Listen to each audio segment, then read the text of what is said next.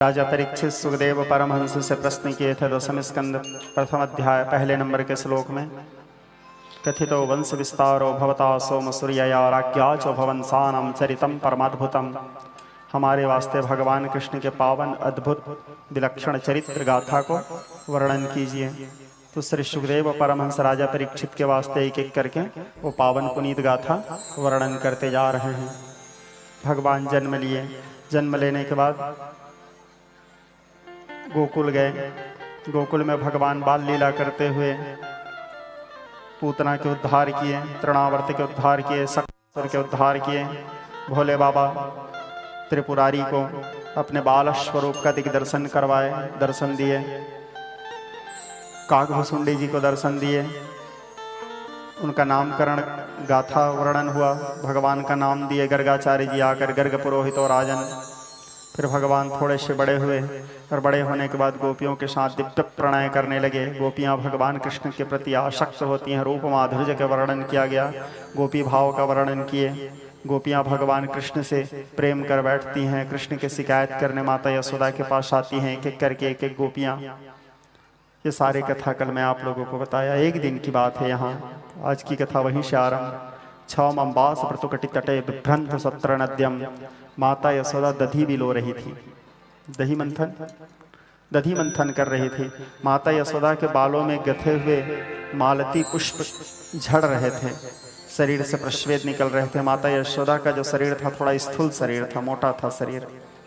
दधी मंथन करते समय कन्हैया उधर से कृष्ण में एकदा क्रीडमानस्ते रामाद्या गोपदार का, कृष्ण और बलराम दोनों भाई आए।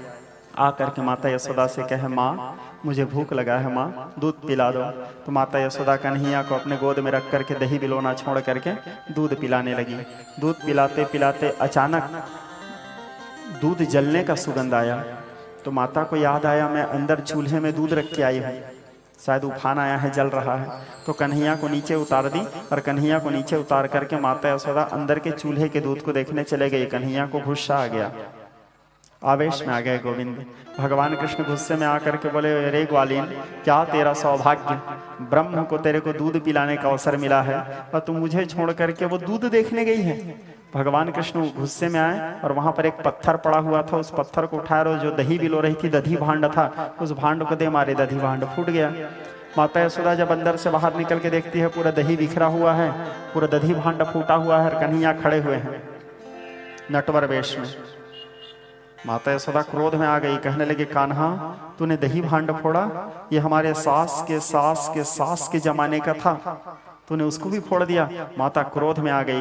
क्रोध में आकर के कन्हैया को बांधने का प्रयास करती है। उखल, जानते हो ना उखल, उखल में बांधने लगी कन्हैया को। रस्सी कम, फिर रस्सी जोड़ के बांधी, फिर रस्सी कम, फिर रस्सी जोड़ के बांधी, फिर रस्सी कम। भगवान को कोई नहीं बांध सकता श्रोता समाज, भगवान को कोई नहीं बांध सकते। क्यों? कारण नट इव कपट चरित करनाना, सदा स्वतंत्र एक भगवाना। सदैव सर्वदा हर अवस्था हर काल में ब्रह्म सदैव स्वतंत्र होते हैं, ब्रह्म को कोई नहीं बांध सकते। वेद स्वयं कहता है, मन अनुमान निगम अस गावा। आगम और निगम ने भी अनुमान लगा के गान किया। और क्या गान किया? न इति जही वेद विरूपा, चिदानंद निरूपाधि स्वरूपा। न इति जिसका कोई अर्थरीति नहीं है। स्कंद पुराण रेवाखंड में श्लोक आता है, त्वन्माया मोहिता सर्वे ब्रह्मादि दिवौगसा न जानन्ति गुणारूपम तवाश्चर्मिदं प्रभु मूढ़ो अहम कथम जाने मोहितस्त माया। जिसके माया को आज तक कोई नहीं समझ पाए। नैति यतो वाचो प्रवर्तन्ते अप्राप्य मनसा सह। जिसको न जाना अनादि मध्यांत अनंत वीर्यम, वो अनादि अनंत अखंड छेद अवेद रूप स्पर्श वाच्य इंद्रियातीत, मन वाणी बुद्धि से परे, भला ब्रह्म को कौन बांध सकता है? ब्रह्म केवल 3 अवस्थाओं में बंधते हैं। भगवान को केवल 3 अवस्थाओं में बांधा जा सकता है। पहला, एक प्रेमी अपने प्रेम जाल में बांध सकता है भगवान को।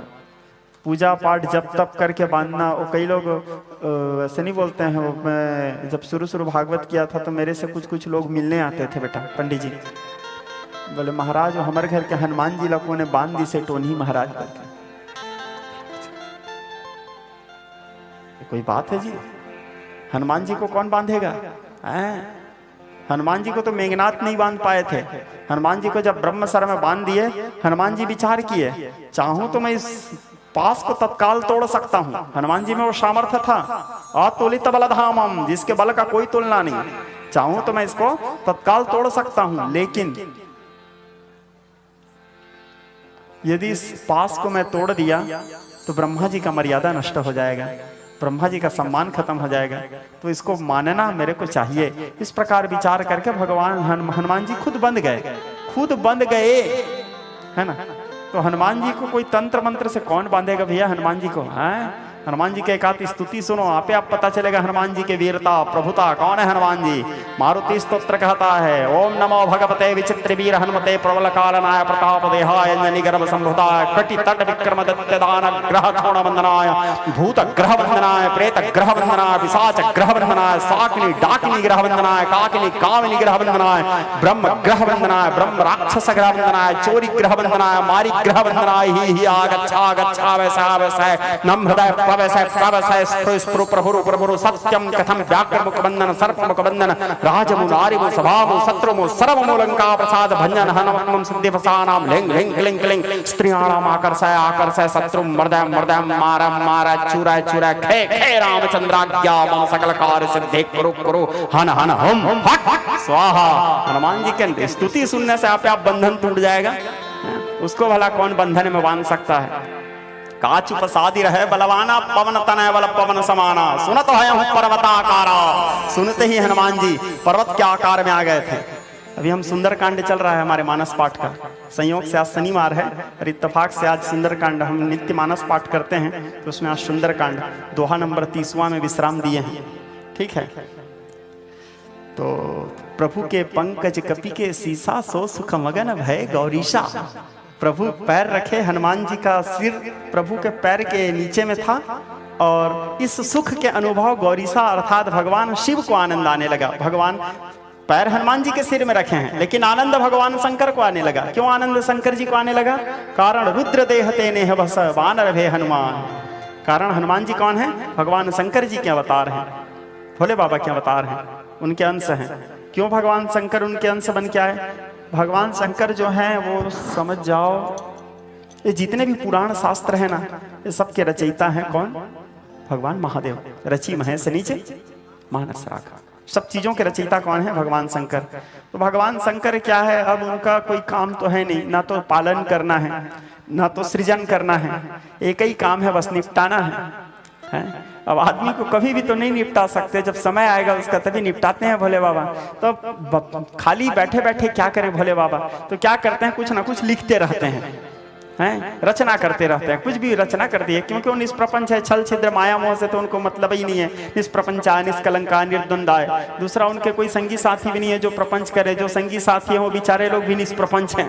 प्रपंच से मुक्त होते हैं तब तो प्रेत बने रहते हैं, भटकते रहते हैं। तो ऐसे भूत प्रेतों के साथ रहने वाले भोले बाबा क्या है, सबके रचना करते हैं, चाहे वो भागवत हो महाभारत हो, सब चीजों के आद्य प्रणेता। चाहे तंत्र मंत्र तंत्र विज्ञान हो, मंत्र विज्ञान हो, शास्त्र हो, वेद हो, आगम शास्त्र निगम शास्त्र, सब के आद्य प्रणेता कौन है? निर्देशक भगवान शंकर ही है। रचयिता निर्देशक प्रोड्यूसर भगवान शंकर ही है। और उनके हर मतलब रचना के मेन हीरो कौन रहते हैं? नारायण जी। उनके हर रचना के मुख्य पात्र कौन है? नारायण जी। कभी उनको राम बना देते हैं, कभी उनको कृष्ण बना देते हैं, कभी मछली बना देते हैं, कभी सुअर बना देते हैं, तो कभी कछुआ बना देते हैं, कभी घोड़ा बना देते हैं, हैग्रीव अवतार। नारायण जी का दिमाग खराब हो गया, बड़े गुस्से में आए। नारायण जी एक तो गुस्सा होते नहीं है, नारायण जी मुस्कुराते रहते हैं, लेकिन एक दिन उनका थोड़ा दिमाग खराब हो गया, क्योंकि महालक्ष्मी पति पत्नी में सबके खिटपीट होता है। लक्ष्मी माता बोलती है आपके कारण मेरे को इतना तकलीफ पाना पड़ता है, जाओ तो एक बार बात करो बाबा से। बोले बाबा के पास आए, बोले वाह वाह, बोले हाँ मेरे घर में भारी कला है बाबा। बोले बाबा, बोले क्या हुआ, क्या कला है? बोले कभी आप मेरे को मछली बना देते हो, कभी आप मेरे को कछुआ बना देते हो आपके पिक्चर में, हैं आपके रचना में, और कभी और घोड़ा बना देते हो, कभी बन बन भटका देते हो, कभी माखन चोरवाते हो, कुछ भी लिखते हो, सब मेरे को करना पड़ता है। मैं एक बंदर जैसे यहाँ से वहां नचाते रहते हो मेरे को।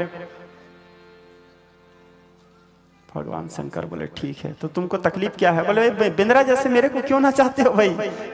तो भगवान शंकर बोले एक काम करता हूँ, अब जो अगला तुम्हारा अवतार होगा उस अवतार में मैं बेंद्रा बनूंगा। बोले अब जो तुम्हारा अगला अवतार होगा उस अवतार में मैं बंदर बन जाऊंगा, और जैसे तुमको मैं नचाते रहता हूं ना, वैसे तुम्हारे आगे पीछे मैं नाचते रहूंगा। बोले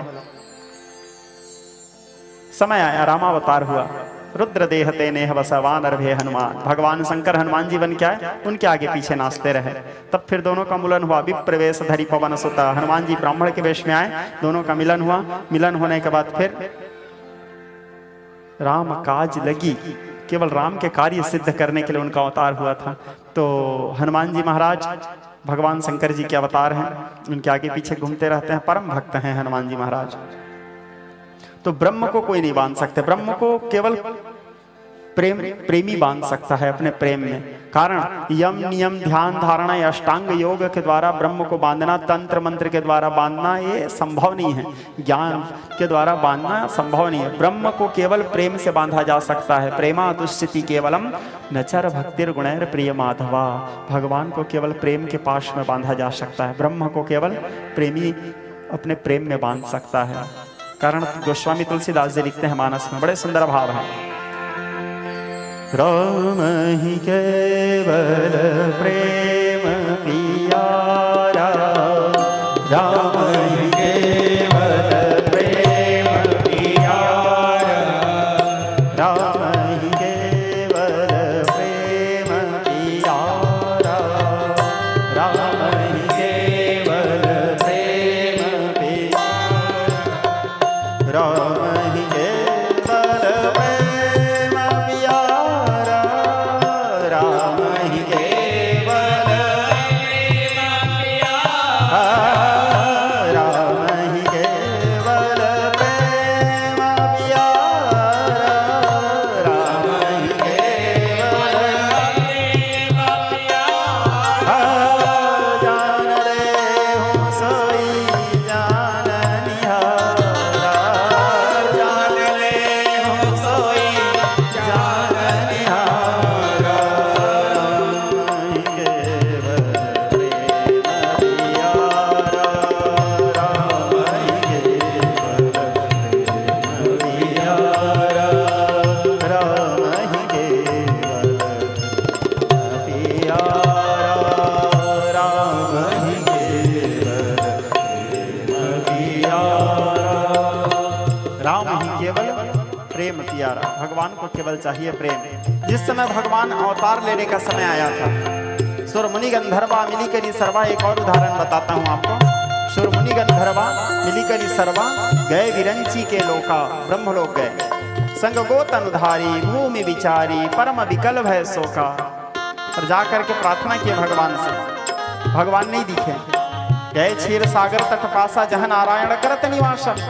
वह नारायण जी जब दिखे नहीं तो सारे देवता लोग बड़े आश्चर्य में पड़ गए, बोले भगवान दिख नहीं रहे हैं, कहाँ गए? भोले बाबा पधारे। भोले बाबा को पूछे क्यों भाई आपके भगवान कहाँ हैं? भोले बाबा बोले जले विष्णु थले विष्णु विष्णु पर्वत मस्तके ज्वालामालम, बोले विष्णु विष्णु सर्वमयम जगतः। मेरे नारायण तो सर्वत्र व्याप्त हैं। बोले तो दिखेंगे कहाँ? बोले प्रेम से पुकारो, केवल प्रेम में दिखते हैं वो। मानस की चौपाई भैरवी। हरि व्यापक सर्वत्र समाना, हरि व्यापक सर्वत्र समाना, हरि व्यापक सर्वत्र समाना, हरि व्यापक सर्वत्र समाना, हरि व्यापक सर्वत्र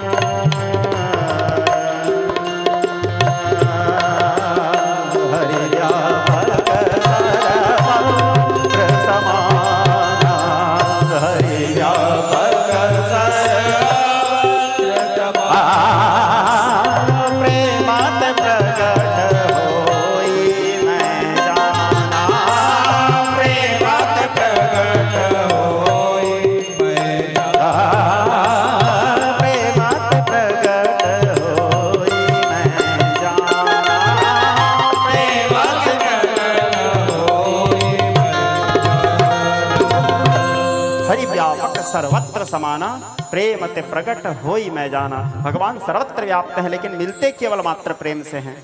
तो भगवान को केवल 3 अवस्थाओं में बांधा जा सकता है, आपको बताया। एक तो प्रेमी प्रेम पास में बांध सकता है, दूसरा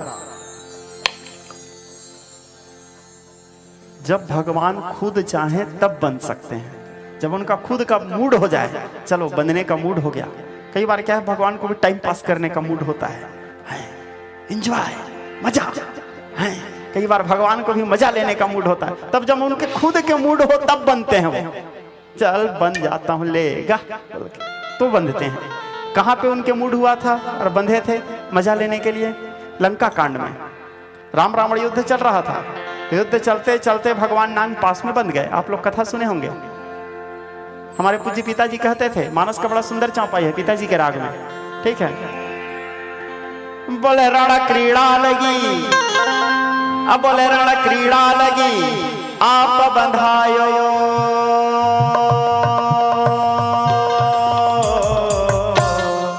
नाग पास देवन दुख पायो, नाग पास देवन दुख पायो, नाग पास देवन दुख पायो। बोले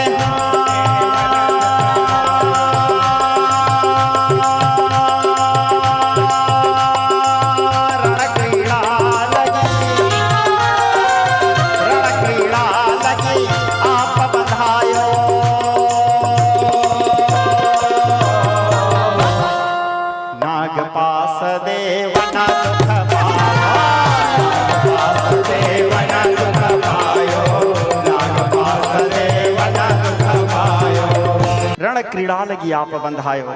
खेल खेलने की इच्छा हुआ भगवान को, इसीलिए नाग पास में बंध गए। तुरंत देवर्षि गरुण पठायो, तुरंत देवर्षि नारद फिर गरुण जी को भेजे। गरुण जी आकर के, हमारे मित्र जी आकर के भगवान को बंधन मुक्त किए। देखो ये भी कितना विचित्र विडंबना है। सारे संसार को बंधन मुक्त करने वाले भगवान, जासु नाम सुमिरत एक बारा उतर ही नर भव सिंधु अपारा। जो भव बंधन को, जिसके नाम स्मरण करने मात्र से मनुष्य आवागमन के बंधन से मुक्त हो जाते हैं। विष्णु सहस्त्र नाम कहता है पहला श्लोक, यश स्मरण मात्रेण जन्म संसार बंधनात् विमुच्यते नमस्तस्मै विष्णवे प्रभ विष्णवे नमः समस्त भूतानामादिभूताय भभृतये अनेक रूप रूपाय विष्णवे प्रभ विष्णवे। जिसके नाम को एक बार स्मरण करने से मनुष्य भव बंधन ते छूट ही नर जपि जाकर नाम, अखर बनी साचर बांधे व्याल पास सुविराम।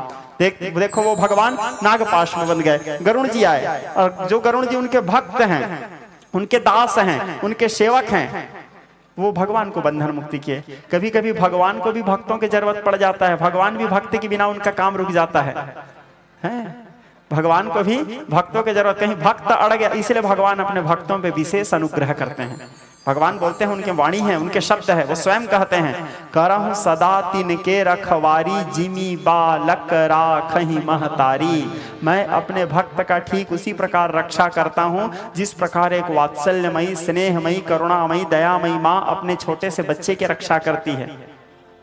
क्योंकि यदि मैं रक्षा नहीं किया, मेरे भक्त को कुछ हो गया, तो फिर मेरा क्या होगा?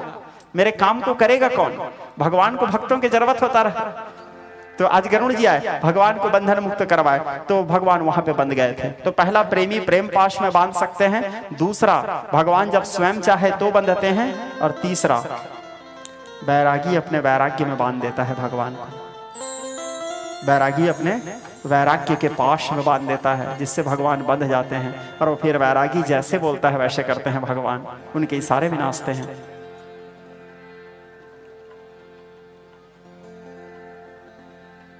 जैसे विश्वामित्र जी अपने प्रेम पाश में बांध दिए थे राम को, बैठे थे ब्रह्म सर्व समर्थ होते हुए बैठे थे।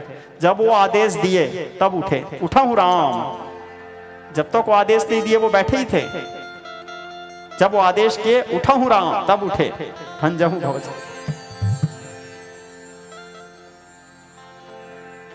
एक वैरागी अपने वैराग्य के पाश में बांध देता है। तो यहां पर माता यशोदा बांधने के प्रयास की, भगवान नहीं बंधे। 2 अंगुल रस्सी कम, फिर बांधी, फिर 2 अंगुल रस्सी कम, फिर बांधे, फिर 2 अंगुल रस्सी कम। आखिर में भगवान बोले, तू कहां मेरे को बांध पाएगी ग्वालीन, दिखा मैं ही बांध लेता हूं। बोले अपने पेट में भगवान अपने उदर में रस्सी बांधे, अपने उदर में रस्सी बांधे। इसलिए कृष्ण जी का एक और नाम पड़ा दामोदर, उदर में रस्सी बांधे, इसलिए गोविंद का नाम पड़ा दामोदर।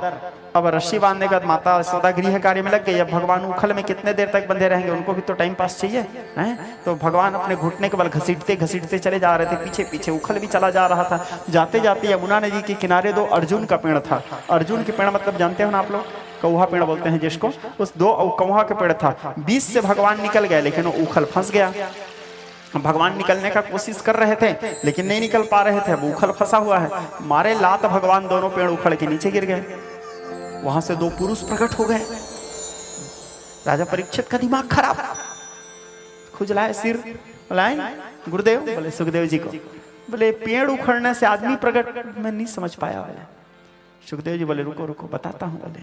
बोले राजन, ये दोनों जो पुरुष प्रकट हुए हैं ये दोनों कुबेर के पुत्र हैं। कुबेर को तो आप सभी लोग जानते होंगे, हैं? पैसा के मोह रखने वाले हर आदमी को कुबेर से रहता है। कई लोग हमको बुलाते हैं, गुरुजी थोड़ा सा घर आना। ऐसे हम तो किसी के घर नहीं जाते, कभी इत्तेफाक से चले गए तो जाके देखते हैं कुबेर के भंडार भरा रहे, कुबेर की कृपा बना रहे, घर में लिखा रहता है। बोले आए इसी को लिखवाते रे मूर्ख, लक्ष्मी नारायण की कृपा बना रहे, नौकर की कृपा काहे चाह रहे हो, मालिक की कृपा चाहो ना। कुबेर तो चाकर है? कुबेर कौन है? चाकर है। इंद्र कौन है? चाकर है। वरुण कौन है? चाकर है। यम कौन है? चाकर है। सूर्य कौन है? चाकर है। चंद्र कौन है? चाकर है। Head of government Shriman Narayan, the supreme power, all universe, अखिल विश्व ब्रह्मांड के अधिपति कौन है? भगवान श्रीमन नारायण, मालिक है वो। तो उनकी कृपा चाहो। नारायण कृपा करेंगे तो लक्ष्मी का कृपा तो बनी रहेगा, लक्ष्मी कृपा करेगा तो नौकर तो लक्ष्मी के साथ, मालिकिन के साथ तो रहेगा ना भाई। है कुबेर, इसको दे, जी जी जी बोल के देगा वो, है? तो नारायण की कृपा बना रहे, कभी नारायण को भी तो चाहो, है? कब तक कुबेर को चाहते रहोगे?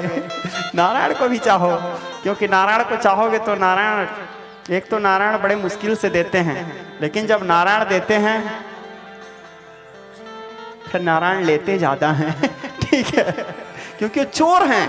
प्रजे वसंतम नवनीत चोरम, वो आपके पास जो कुछ होगा उसको भी ले जाएंगे। वो नवनीत चोरम गोपांगनारम जदकुल चौरम, लेकिन जो वो देते हैं वो और कोई नहीं दे सकते। जो वो देते हैं वो कोई और नहीं दे सकते भगवान। अब वो क्या देते हैं उसको जानने के लिए, राज वे जानते जो तेरे हो गए। इस राज को केवल वही समझ सकता है जो उसके हो चुके। राज वे जानते जो तेरे हो गए, क्यों? हम तो तेरी अदा पर फिदा हो गए। तुझे देने से पहले बता दूं बड़ी तलफ होती है पीने से पहले। कवि कहता है तुझे देने से पहले बता दूं बड़ी तलफ होती है पीने से पहले। मेरे मासूक की यही अदा है, गिराता बहुत है उठाने से पहले। वो उठाने से पहले बार बार ठोकर दे के गिराते हैं, लेकिन एक बार यदि वो अपना लिए तो सन्मुख हो ये जीव जब मोही, कल्प कोट यघना सही तबही, और जे जान ही ते ही दे ही जनाई, जानत तुम्हारी तुम्हारी हो ही जाई। तो भगवान जब वो पेड़, वो दोनों कौन थे? कुबेर के पुत्र थे। एक का नाम था नलकुबर, एक का नाम था मणिग्रीव। एक बार ये दोनों भाई पी लिए थे। पी लिए थे मतलब समझ गए ना, कि खुल के बताना पड़ेगा। समझ गए होगे हैं? हाँ, कैसे नहीं समझोगे? अब वो कौन सा ब्रांड पिए थे वो मेरे को नहीं पता, लेकिन पी लिए थे। पी लिया करते हैं जीने की तमन्ना में सभी, कवि कहता है पी लिया करते हैं जीने की तमन्ना में सभी।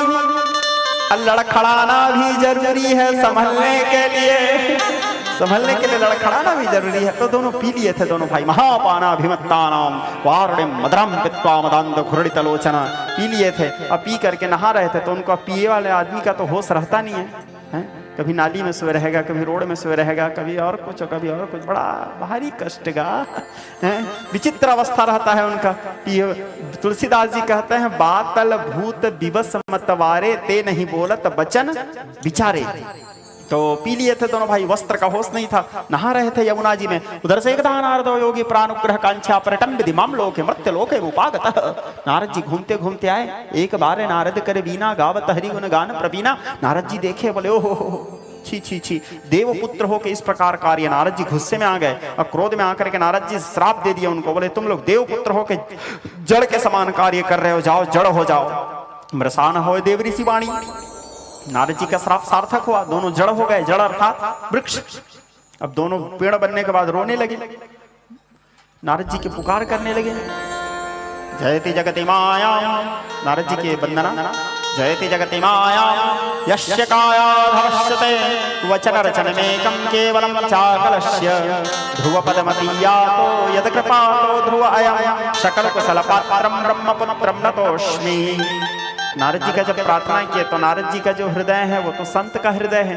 थोड़े देर में भले गुस्सा होकर श्राप दे दें, लेकिन है तो संत। लागी दया कोमल चित्त संता, पिघल गए नारद जी। क्यों? संत हृदय नवनीत समाना। नारद जी बोले देखो भाई, अब जो मैं श्राप दिया हूं उसको वापस तो नहीं ले सकता, मैं वो तो दे चुका हूं।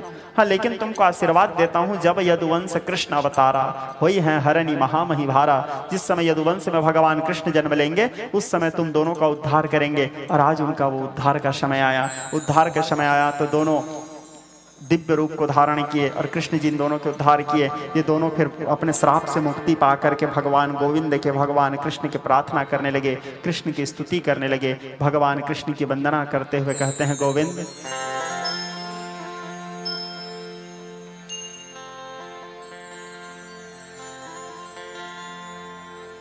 हे मधुसूदन, हे अच्युत, आप सत्य के साक्षात्कार स्वरूप प्रभु, सत्यव्रतम सत्य संघम सत्य नारायणम हरिम यत् सत्येन जगत सत्यम सत्यम त्वाम प्रणमाम्यहम। सत्य स्वरूप प्रभु आप। वंदना किए भगवान के और दोनों यक्ष लोक को प्रस्थान किए, कुबेर लोक को प्रस्थान किए। अब पेड़ गिरने की आवाज सुन के माता यशोदा दौड़ी दौड़ी आई, आके देखती है कान्हा के अगल बगल दो पेड़ गिरे हैं, उसको क्या पता उन्हीं के बेटा गिराए हैं। माता यशोदा को लगा, अरे बाप रे, इतना बड़ा पेड़ हवा में गिर गया, गरीमत है मेरे बेटा के ऊपर नहीं गिरा, नहीं तो मेरा क्या होता। माता यशोदा पुत्र मोह में कृष्ण जी को उखल से खोली, मेरे बेटा कह के दूध पिलाई, फिर ला करके आराम कराती है। भगवान को अपने हाथों से भोजन कराती है। माता यशोदा बड़े प्रेम के साथ, बड़े लाड के साथ कन्हैया का पालन पोषण करने लगी। कन्हैया दिने दिने नवम नवम नमामिनंद संभवम, धीरे धीरे बड़े होने लगे। कृष्ण जी की नित्य क्रिया था, गौचारण करने जाते थे भगवान गाय को लेकर के, बन बन यहाँ से वहाँ भगवान मधुबन, वहाँ भगवान कृष्ण चारण करने के लिए कभी मधुबन, कभी खैर बन, कभी खदीर बन, कभी ताल बन, कभी निधि। 16 वन है वृंदावन में, तो सब वनों में भगवान यहाँ वहाँ घूमते थे। तो रोज गोपियों के यहाँ माखन चुराने जाते थे, बीच में गेप में, मध्याह्न काल में भूख लगता था तो। हालांकि खाना कन्हैया के पास खाने की कमी नहीं था, ऐसे नहीं कि वो भूख मर रहे थे, नहीं हैं। बाबा नंद के बेटा थे, क्या बोलते हैं, ब्रज के सबसे बड़े आदमी के बेटा थे भगवान कृष्ण। बाबा नंद ब्रजेंद्र कहा गया है उनको, ब्रज के इंद्र माना गया है। माता 1 लाख गैया नंद बाबा के, 1 लाख गाय था बाबा नंद के घर में, हैं 1 लाख गाय था, उनके यहाँ कोई कमी नहीं था। लेकिन फिर भी चोरी करके खाने का मजा अलग होता है, मजा है। एक बार भगवान जगन्नाथ जी कटहल चोरी करने गए थे अपने एक भक्त को साथ लेके। आज तो खैर बहुत लंबा कथा है और समय कम है, कृष्ण जी के बिहाव भी कराना है, तो कभी बताऊंगा आप लोगों को, यूट्यूब के माध्यम से आप लोग सुनना। एक बार हमारे जगन्नाथ जी एक अपने भक्त को, उनके बड़े भक्त थे, तो एक भक्त को साथ में लेकर के बोले चलो तो भैया जगन्नाथ जी को कटहल बड़ा प्रिय है, तो कटहल चोरी करने गए। अब वो भक्त बोला ठीक है प्रभु। अब भक्त बेचारा थोड़ा सा तबीयत खराब था तो थोड़ा कुनमुनाया, बोले प्रभु तबीयत खराब है और आप चोरी करने जाने बोल रहे हो, दौड़ धूप भी करना पड़ सकता है, पेड़ चढ़ना भी पड़ सकता है। जगन्नाथ जी बोले तो हमारे साथ नहीं दोगे? मतलब बोले साथ कैसे नहीं दूंगा प्रभु, चलो बोले क्या है। अब जाने का कटहल चोरी किए राधे जगन्नाथ जी, अब मस्त खाए, पके हुए कटहल था हैं। अब वहाँ के जो रखवाली करने वाला था, बाड़ा कूद के गए थे, रखवाली करने वाला था, वो देखा कि मेरे यहाँ कोई आए हैं कटहल चोरी करने। जगन्नाथ जी को देखे और उसके जो मित्र थे उसको देखे, बोले चोर चोर, भगवान मारे पेड़ से छलांग बाड़ा की इस पार। अब वो बेचारा जो पेड़ के नीचे में खड़ा था वो फंस गया, जगन्नाथ जी तो पार चले गए। अब वो चोर आया, पकड़ा उसको, दे दमादम, हाथ पैर टूटते तक मारे। मारने के बाद अब वो बेचारा आया सिंह द्वार में, बड़े दुखी होकर के बैठ गया। बोले प्रभु आप तो खाए आप, चोरी किए आप, जो किए आप, छलांग मारे आप, मार खाया मैं तो घर में बढ़िया सोया था प्रभु, मेरा तबीयत खराब था, आप ही लेके आए। बोले कभी कभी भगवान क्या है अपने भक्तों को भी के साथ ऐसे लीला करते हैं जगन्नाथ जी, बड़ा अच्छा कथा है, कभी बताऊंगा आपको। तो भगवान कृष्ण उनके यहाँ कोई कवि नहीं था, 1 लाख गैया नंद बाबा के, लेकिन भगवान चोरी इसलिए करते थे, वो कोई साधारण दही नहीं था। सुरस गोरस को गोपी लोग, अमृत तुल्य गोरस को गोपी लोग छोटे से गगरी में रख देते थे। भगवान देखे, बोले ये उचित नहीं है, तो भगवान आते थे और अपने उस सूरस गोरस को अनंत गुना बना करके अपने अनंत हाथों से अपने अनंत मुखों में पान करते हुए संसार के अनंत जीवों को बांट देते थे। यही है माखन चोरी। लेकिन कितना समय आकर के वो चुरा के खाते थे, किसी को पता ही नहीं चलता था। भगवान को कौन पकड़ेगा, पता ही नहीं चलता था कितना समय वो आते थे। तो एक दिन गोपी लोग विचार किए, बोले वो आता किस समय है हमको पता नहीं चलता, चलो एक काम करते हैं, आज उस सिक्का में हम लोग घंटी बांध देते हैं, क्योंकि किस समय चोरी करता है पता नहीं चलता, चुपचाप आता है, कले कले कले कले चुपचाप आता है, भाग जाता है, तो किस समय आता है पता नहीं चलता। तो घंटी बांध देते हैं ताकि वो चोरी करने के लिए आएगा, जैसे गगरी में हाथ डालेगा तो घंटी बजेगा, फिर आवाज आएगा तो हमको पता चलेगा, तो हम पकड़ लेंगे। तो घंटी बांधे, भगवान आए, आने के बाद जैसे उसमें हाथ डाले घंटी बजा। भगवान बोले ये घंटी आई डोंट लाइक। घंटी बेचारा डर गया, अब भगवान है सब डरेंगे। फिर हाथ डाला, फिर बजा। घंटी बोला मैं, मेरे को काहे डरा रहे हो जी, मैं तो जड़ हूं। बोले तो घंटी ये तो जड़ वस्तु है ना, इसको पटकेंगे तो दर्द नहीं देगा, इसको कुछ बोलेंगे तो ये सुनेगा नहीं है, मैं तो जड़ हूं, मैं आपका आदेश क्यों मानूं। भगवान बोले तुम जड़ हुए तो क्या हुए, हम ब्रह्म हैं। जे चेतन ते जड़ करही, जड़ ही करे चैतन्य। उत्तरकांड। अस समर्थ रघुनायक भजे ही जीव सोधन्य। हम जड़ को चैतन्य और चैतन्य को जड़ कर सकते हैं, क्यों, क्योंकि हम ब्रह्म हैं, हमारे आदेश सबको मानना पड़ता है। घंटी बोले ठीक है, डर गया, बोले डर गया बेचारा, शांत। हाथ डाले भगवान, नहीं बजा, निकाले, फिर भी नहीं बजा, जैसे खाने लगे बजने लगा। भगवान बोले अरे अभी तो तुम डर गए थे क्या जी, अब काहे बज रहे हो। बोले अब कैसे नहीं बजूं प्रभु। बोले क्यों। बोले शास्त्रों में लिखा है गोविंद को भोग लगाते समय घंटी बजाना चाहिए। बोले लगा रहे हो भोग, तो बज रहा हूँ प्रभु। बोले अब जैसे घंटी बजने लगा, गोपी लोग दौड़े दौड़े आए, आकर के भगवान को पकड़ लिए। जब भगवान को पकड़ लिए, गोपी लोग तो ताकते रहते थे, आज भगवान जितना खाए नहीं थे उससे ज्यादा उसके मुंह में और लगा दिए। और लगाने के बाद माता यशोदा मानती नहीं थी, बोले सबूत दिखाओ, सबूत दिखाओ। भगवान सबूत छोड़े तब तो दिखाएं। आज ले गए भगवान कन्हैया को, बोले यशोदा तू नहीं मानती ना, तेरा बेटा माखन खाया है, देख आज। माता यशोदा देखती है कान्हा को, कहती है वत्स तूने माखन खाया। कन्हैया कहने लगे ना मैया, ना हम भक्षिता तवानंब, मैंने माखन नहीं खाया मैया। बोले मुंह दिखाओ। बोले वो नहीं दिखाऊंगा मैया, मतलब तुमने खाया है। कन्हैया कहने लगे मैया, सुबह होते ही मैं ग्वाल बालों के साथ जंगल चला जाता हूँ, 4 प्रहर तो मैं जंगल में रहता हूँ, फिर किस समय आकर के मैं माखन चोरी करूंगा। तेरे को अपने बेटा के ऊपर भरोसा नहीं है, दूसरे की बात को मानती है, अपने खून पे भरोसा नहीं है। और जरा विचार कर यशोदा मैया से कहे माँ, है माँ मैं छोटा सा बालक, वो सिक्का इतने ऊपर में है, मैं कहाँ से चोरी करके खाऊंगा माँ, आप खुद विचार करो, वहां तक मेरा हाथ पहुंचेगा कैसे। फिर एक तर्क दिए कान्हा, तू बहुत भोली है, इसलिए लोग आके तेरे को भड़का रहे हैं मेरे विरुद्ध, माँ और बेटा के बीच में फूट पैदा कर रहे हैं, ये लोग मजा लेंगे। बात मत मान, इनके कहे पति आयो।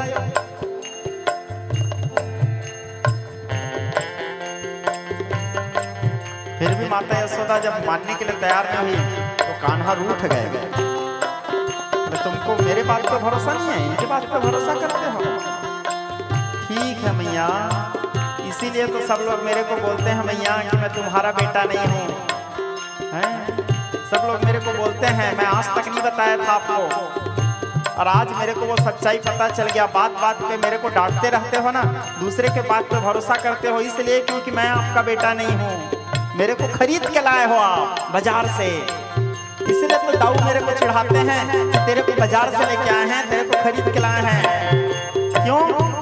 क्योंकि बाबा नंद गोरे, माता यशोदा गोरी, तू कैसे कलवा हो गया है? यदि यशोदा का बेटा होता तो तू भी गोरा होता, क्योंकि माँ भी गोरी बाप भी गोरी, तो तू हुआ कैसे काला। तब माता यशोदा कहती है, बड़े सुंदर भाव आप लोग सुने होंगे। कन्हैया के काला होने का अनेक प्रकार से तर्क है। कुछ लोगों का मानना है भगवान आधा रात का इसलिए काले हैं। कुछ लोगों का मानना है कि काली नागों को नाथे इसलिए काले हैं। और किसी का कुछ, और किसी का कुछ, और किसी का कुछ, सबका अपना अपना अलग अलग तर्क। लेकिन सही में भगवान काले क्यों हैं? मेन कारण क्या है उनके काला होने का? तो नीति संगत तर्क, कजरारी अखियन में बसत रहो दिन रात। राधा रानी अपने आंखों में काजल लगाती है। राधा रानी अपने आंखों में काजल लगाती है, सुरमा लगाती है। कजरारी अखियन में अब बसत रहे दिन रात। और राधा रानी दिन भर, राधा के आंख में केवल कृष्ण ही बसे रहते हैं 24 घंटा, और उनके आंख में काजल लगा है और उनमें दिन भर कृष्ण बसे रहते हैं। तो उस राधा के काजल का रंग रंग गया है। ताते प्रियतम है सखी श्याम के सांवरगा। अनेक प्रकार के तर्क दिए कन्हैया। आखिर में कन्हैया थोड़े गुस्से में आ गए, बोले इन लोगों के बात पे भरोसा किया, हमारे में नहीं। तो कान्हा क्या करते हैं फिर? ना मैया मैंने माखन नहीं खाया है। तब माता थोड़े रोने लगी। माता रोने लगी तो माता के आंख में जैसे आंसू देखे फिर कन्हैया सनी रह गया। तो फिर कान्हा बोल दिए, मैया मैं तो शुरू से बोल रहा था मैंने खाया है, अब आप समझ नहीं रहे थे मेरे बात को तो मैं कैसे करूं? मैं तो शुरू से बोल रहा था, मैया मोरी मैंने ही माखन खा। मैं तो बोल रहा था मैंने ही खाया। अब मैंने ही को आप मैं नहीं समझ रहे थे तो मेरा क्या गलती है? मैं आपसे झूठ कभी नहीं बोलता मैया, मैं शुरू से बोल रहा था। हाँ मैया, मैया मोरे मैंने ही माता थोड़े गुस्से में आ गई। कान्हा को डांटती है, बोलते हैं आज के बाद यदि तेरा अब दोबारा शिकायत आएगा कान्हा तो याद रखना। बोले नहीं आएगा मैया। बोले कहाँ से नहीं आएगा, भगवान तो आए ही शिकायत के लिए। अब भगवान कृष्ण इस प्रकार लीला करते हुए करत चरित नित नित नय सुंदर श्याम सुजान ब्रजवासिन के प्रेम पर ब्रजवासियों को आनंद प्रदान करते हुए भगवान धीरे धीरे बड़े होने लगे। कुछ समय व्यतीत हुआ। एक दिन की बात, कन्हैया विचार किए मेरा जन्म क्यों हुआ है? भूभार हरने के लिए हुआ है। भूभार यानी धरती के भार को दूर करने के लिए। तो जब तक मैं धरती के मिट्टी को नहीं खाऊंगा धरती का भार दूर कैसे होगा? कन्हैया विचार किए। तो कान्हा क्या करते हैं, माता यशोदा जब स्नान करने के लिए गई हुई थी तो कन्हैया थोड़े से मिट्टी उठाए और खा लिए। जब थोड़े से मिट्टी उठा के कन्हैया खा लिए तो गोपी लोग तो ताकते रहते थे शिकायत करने का कब मौका मिले। तुरंत आया और आकर के कहे, मैया कान्हा ने मिट्टी खाया। मैया माता यशोदा फिर गुस्से में आ गई। आके कन्हैया से कहती है, कान्हा तुमने मिट्टी खाया? फिर कान्हा कहने लगे, ना हम बक्षता तवानंबा। फिर दूसरे के बात पे आ गया, मैया मैंने नहीं खाया। बोले वो लोग मेरे को बोले हैं कि वो लोग अपने आंख में देखे हैं, दिखाओ अपना मुंह। बोले नहीं दिखाऊंगा। मतलब तुमने खाया है? बोले नहीं खाया है मैया। तो दिखाओ अपना मुख। बोले नहीं दिखाऊंगा। मतलब तुमने खाया है? बोले नहीं खाया है मैया। तो दिखाओ मुख।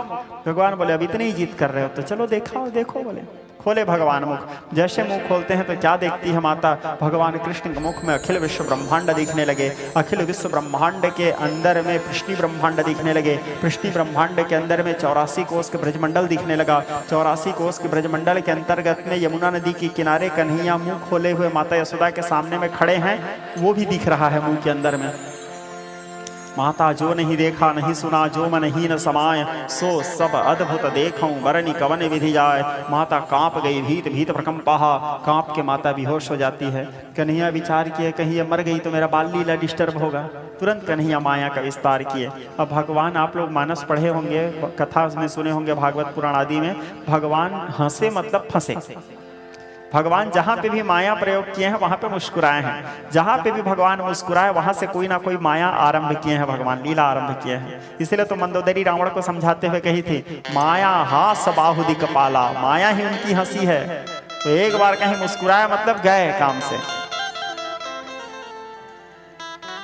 कल आपको सुनाया था मैं, मेरे मोहन तेरा मुस्कुराना भूल जाने के काबिल नहीं है।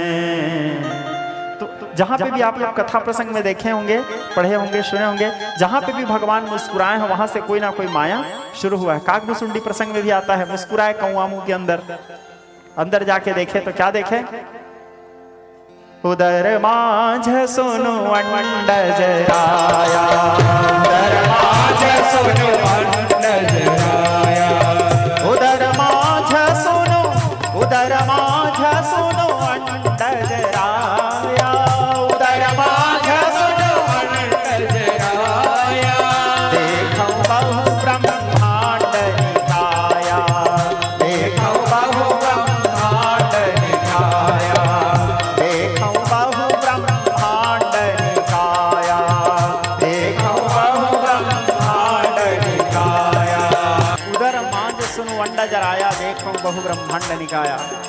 काकभुसुंडी अंदर गए, देखे कई राम रावण युद्ध चल रहा है, कई मत्स्य अवतार, कई कूर्म अवतार, कई नरसिंह अवतार, कई महाभारत। कांप गए कौआ, बोले क्या देख रहा हूं मैं, जो नहीं देखा नहीं सुना, जो मन ही न समाया, सो सब अद्भुत देखो बरनी कवन विधि जाए। व्याकुल हो गए, व्याकुल हुए तो भगवान फिर मुस्कुराए, फिर मुस्कुराए तो कौआ बाहर निकला। बाहर निकलने के बाद कौआ कहता है, प्रभु ये मैं क्या देखा हूं। राम जी बोले मैं क्या जानूं क्या देखे हो। बोले व्याकुल हुए, बोले प्रभु मैं आपके शरणागत हूं, मुझे स्वीकार करो प्रभु। तब फिर भगवान कौआ से कहे, मैं तेरे ऊपर प्रसन्न हूं कौआ, जो इच्छा हो वरदान मांग ले। बोले कुछ नहीं चाहिए प्रभु। तो राम जी कहे, काग रे काग तू मांग रे मांग, तेरो अनुराग मेरो मन भायो। राम जी कहे, काग रे काग तू मांग रे मांग, तेरो अनुराग मेरो मन भायो। संपत्ति देहो के सदगति देहो, या देहु वो दान जो तोहे सुहायो। रिद्धि के सिद्धि के मुक्ति में देहूं, या देहूं वो दान जो कोई न पायो। रिद्धि के सिद्धि के मुक्ति में देहूं, जो देहूं वो दान जो कोई न पायो। तेरे को जो अच्छा लगे मांग ले। भगवान सब चीज देने के बाद किए, लेकिन भक्ति देने के बाद नहीं किए, क्योंकि संसार में सब कुछ पाना संभव है, भक्ति पाना सबसे दुर्लभ है। ये पूजा पाठ करके आप भक्ति पा जाओगे सोचोगे तो संभव नहीं है। 2 अगरबत्ती जला दिए, दिया जला दिए, फूल चढ़ा दिए हैं, एक माला जप कर लिए, भागवत कथा सुन लिए तो भक्ति मिल जाएगा, संभव नहीं। भक्ति पाने के लिए जन्म जन्म आप जन्म पे जन्म लेते रहोगे। भक्ति केवल भगवत कृपा से ही प्राप्त, सबसे दुर्लभ है भक्ति। भगवान देखो ना, सब देने के बाद के लालच दे रहे हैं काकभुसुंडी को। रिद्धि के सिद्धि के मुक्ति में देहूं, क्या चाहिए बता, रिद्धि दूं, सिद्धि दूं, मुक्ति दूं, या देहूं वो दान जो कोई न पायो, जो आज तक कोई नहीं पाए हैं, ऐसा चीज भी मांग मैं तेरे को दे दूंगा। लेकिन कौआ बड़ा चालाक है, कौआ बड़ा चालाक। बोले नहीं चाहिए मेरे को, तो तेरे को क्या चाहिए। बोले मेरे को जो चाहिए वो तो आप बोले ही नहीं प्रभु। राम जी समझ गए। तब राम जी बोले जा कौआ, तेरे को मैं अपना अविरल भक्ति प्रदान करता हूँ, कभी न टूटने वाली भक्ति। और दूसरा, तू मेरे मोह में पड़ा था ना, बहुत कम लोग होते हैं जो मेरे मोह में पड़ते हैं, मेरे से पहले तू बहुत मोह में पड़ चुका था। बोले क्योंकि राम जी के मोह में पड़ने से पहले कौआ बहुत भटक चुका था, बहुत घिस पीट के आया था बेचारा है। अब तू मेरे जहां तेरे को मोह होना चाहिए वहां हो गया, तो जा, अब मैं तेरे को आशीर्वाद देता हूं, तू जहां रहेगा तेरे 84 कोस तक के माया मोह नहीं भटकेगा। तू जहां पे ठहर जाएगा, तेरे पास मोह रहना तो छोड़, तू जहां पे रहेगा आजू बाजू कहीं पे मोह नहीं रहेगा। यदि तेरे करीब आने से पहले सामने वाले जो आने वाला रहेगा उसका मोह नष्ट हो जाएगा। इसीलिए जिस समय गरुड़ जी को मोह हुआ था तो राम जी के बंधन तोड़े थे, तो गरुड़ जी को मोह हुआ तो गरुड़ जी ब्रह्मा जी के पास गए। ब्रह्मा जी को बोले ये क्या है, ये प्रभु ये क्या हुआ, भगवान कैसे बंधन में आए। बोले वो तो बंधन तोड़ने वाले हैं, वो कैसे बंधन में आए। बोले ब्रह्मा जी बोले ने तू मेरे को काहे फंसाने आया है, तू खुद ही फंसा हुआ है, तेरे चक्कर में तू मेरे को काहे मरवा रहा है। बोले तू एक काम कर, भोले बाबा के पास जा, ज्ञान देने वाले वही हैं। बोले हमारा काम लिखना पढ़ना है, सृजन करना है। बोले तू शंकर जी के पास जा। तब फिर फिर गरुड़ जी शंकर जी के पास गए और जाकर के शंकर जी से पूछे, प्रभु ये बताओ ये भगवान बंधन में कैसे बंध गए, मेरे को मोह हो रहा है, क्या सही में वो भगवान है? भगवान शंकर बोले गए, इसके ऊपर भी हरि माया व्याप्त हुआ, गया काम से बोला। भगवान शंकर बोले एक काम कर बेटा, तू मेरा एक चेला है, तू उसके पास जा, है मेरे एक चेला है, तू उसके पास जा, वो तेरे को बताएगा। तो गरुड़ जी बोले कौन है प्रभु आपका चेला? बोले वो एक कौवा है। कौवा को पक्षियों में सबसे निम्न संज्ञा माना गया है और पक्षियों में सर्वश्रेष्ठ माना गया है गरुड़ को। देखो भगवान जब माया प्रयोग करते हैं तो ऊंच नीच नहीं देखते। वो गरुड़ को ले आए कौवा के मुंह से कथा सुनवाने, बोले चल बेटा खूब ऊंच नीच करता था ना, सुन तू कथा वहां जिसको तू सबसे नीच मानता है। सर्वश्रेष्ठ पक्षी, पक्षियों के राजा गरुड़ कौवा के मुंह से कथा सुने, बोले जा तू कौवा के पास। गरुड़ जी को भेजे। माता पार्वती बोली आप भी तो समझा सकते थे, आप क्यों नहीं समझाया? भगवान शंकर बोले इसलिए नहीं समझाया, कारण खग जानिए खग ही के भाषा, एक पक्षी के भाषा को पक्षी ही समझ सकता है, मैं समझाता है कहीं नहीं समझ पाता। तो तब फिर वहां गरुड़ जी विराजमान थे। कहां थे? नीलगिरी पहाड़ में गरुड़ जी पूछे भुषुंडी महाराज, राम के चरित ला सुना देवे, हो जाही बेड़ा पार, सुन के चरित भगवान के। आए गरुड़ जी। कहा? और जैसे गरुड़ जी आए, राम कथा सुनने से पहले उनका मोह खत्म हो गया था। आप लोग पढ़े होंगे, ऐसे नहीं कि राम कथा सुनने से मोह दूर हुआ, राम कथा सुनने से पहले गरुड़ जी का मोह खत्म हो गया। क्यों? राम जी का वरदान था, तेरे आस पास भी यदि कोई आ गया तो उसका माया मोह नष्ट हो जाएगा। मानस के चौपाई कहता है उत्तरकांड, सुनो तात जही कारण आयो, सो सब भयों दरस तब पायो, देखी, एक एक शब्दों को ध्यान देना, देखी परम पावन तब आश्रम गयो, मोर संशय नाना भ्रम। उनके आश्रम को देखने मात्र से सारा संशय दूर हो गया। उसके बाद जब गरुड़, उसके बाद कौवा के पास पहुंचे, सारा संशय दूर होने के बाद, और पहुंच के हाथ जोड़ के कहते हैं अब श्री राम कथा अति पावनी, सदा सुखद दुख पुंजन सावनी, सादर तात सुनाव मोहि, बार बार बिनवो प्रभु तोहि, सुनत गरुड़ के गिरा विनीता, सरल सुप्रेम सुखद सुपनीता, भय हुता सुमन परम उछाहा, लाग कहे रघुपति गुण गाहा। तो भगवान ऐसे कृपा किए थे। तो माता यशोदा जो देखी, देखने के बाद माता बेहोश हो जाती है, भगवान मुस्कुराए, मुस्कुराने के बाद माता जो कुछ देखी थी फिर सब भूल गई। भूलने के बाद फिर वही मेरा बेटा, मेरा पुतू, मेरा बेटा है, वो भगवान है भूल गई। देखने के बाद माता, भगवान इस प्रकार लीला करते करते धीरे धीरे बड़े होने लगे। एक दिन की बात है, कंस बड़ा दुखी होके बैठा था। कंस बड़ा टेंशन में था। अघासुर बकासुर को भेजा, वो भी मर गए कृष्ण के हाथ। कंस बड़े टेंशन में था। नारद जी पहुंचे। नारद जी देखे कंस को दुखी, बोले का हुआ कंस, काहे बड़ा टेंशन में लग रहे हो यार? तो कंस बोले वो नंद के दोनों बेटा से मैं परेशान हो गया हूं नारद जी, एक से एक असुरों को भेजता हूं भाई, समझ नहीं आता वहां जाके कैसे मर जाते हैं। नारद जी बोले मेरे पास एक दिमाग है जिससे तुम्हारा काम हो जाएगा, टेंशन खत्म। कंस बोले बताओ बताओ बताओ। नारद जी बोले वो वृंदावन में ना एक काली कुंड है, ये बात को कोई नहीं जानता। वहां 100 फणा वाला काली नाग रहता है, हैं? वो काली नाग के कारण वहां वो कुंड का जल पूरा जहरीला हो गया है। वहां के जल को पीना तो दूर, वहां के जल को कोई सूंघ भी लेते हैं तो मर जाते हैं, इतना विषैला जल है। और वहां नील कमल है। तुम तो राजा हो, नंद के पास खबर भेजो कि तुमको नील कमल चाहिए। नंद तुम्हारे आदेश पालन करेगा ही, क्योंकि राजा का आदेश सबको मानना पड़ता है। नहीं मानेंगे तो राजद्रोह में पूरे परिवार को मरवा दोगे, तुम्हारा काम हो जाएगा, खड़े खड़े मरवाओगे, यही तुम्हारे सामने में मरना पड़ेगा उनको। नंद भी मरेगा, यशोदा भी मरेगी, और वो दोनों भाई भी मरेंगे। और यदि लाने के लिए नहीं लाया तो मरेगा, और लाने के लिए यदि वो नील कमल लेने के लिए काली कुंड में गए तो भी मरेंगे, क्योंकि वहां का जल विषैला है, जहरीला है, यानी दोनों तरफ से वो लोग मर जाएंगे। तुम्हारा काम हो जाएगा। कंस बोले ठीक बोल रहे हो नारद जी, हाँ वाह वाह वाह। बाबा नंद के पास खबर भेजे। नंद को बोले 1.25 लाख नील कमल कल प्रस्तुत करो। बाबा नंद रोने लगे।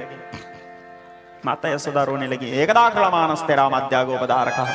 उधर से कृष्ण बलराम दोनों भाई घूमते हुए आ रहे थे, अपने माँ बाबा को रोते देखे, कहने लगे क्या हुआ बाबा, क्यों रो रहे हो, आपके रोने का कारण क्या है। बाबा नंद कहने लगे कान्हा, कंस आदेश दिया है बेटा 1.25 लाख नील कमल लेके जाना है, हम कहाँ से नील कमल लेके जाएं बेटा। कारण कृष्ण नील कमल काली कुंड में है, वहाँ काली नाग रहता है बेटा, वहाँ का जल इतना विषैला है कि वहाँ के जल को कोई सूंघ भी लेता है तो मर जाता है।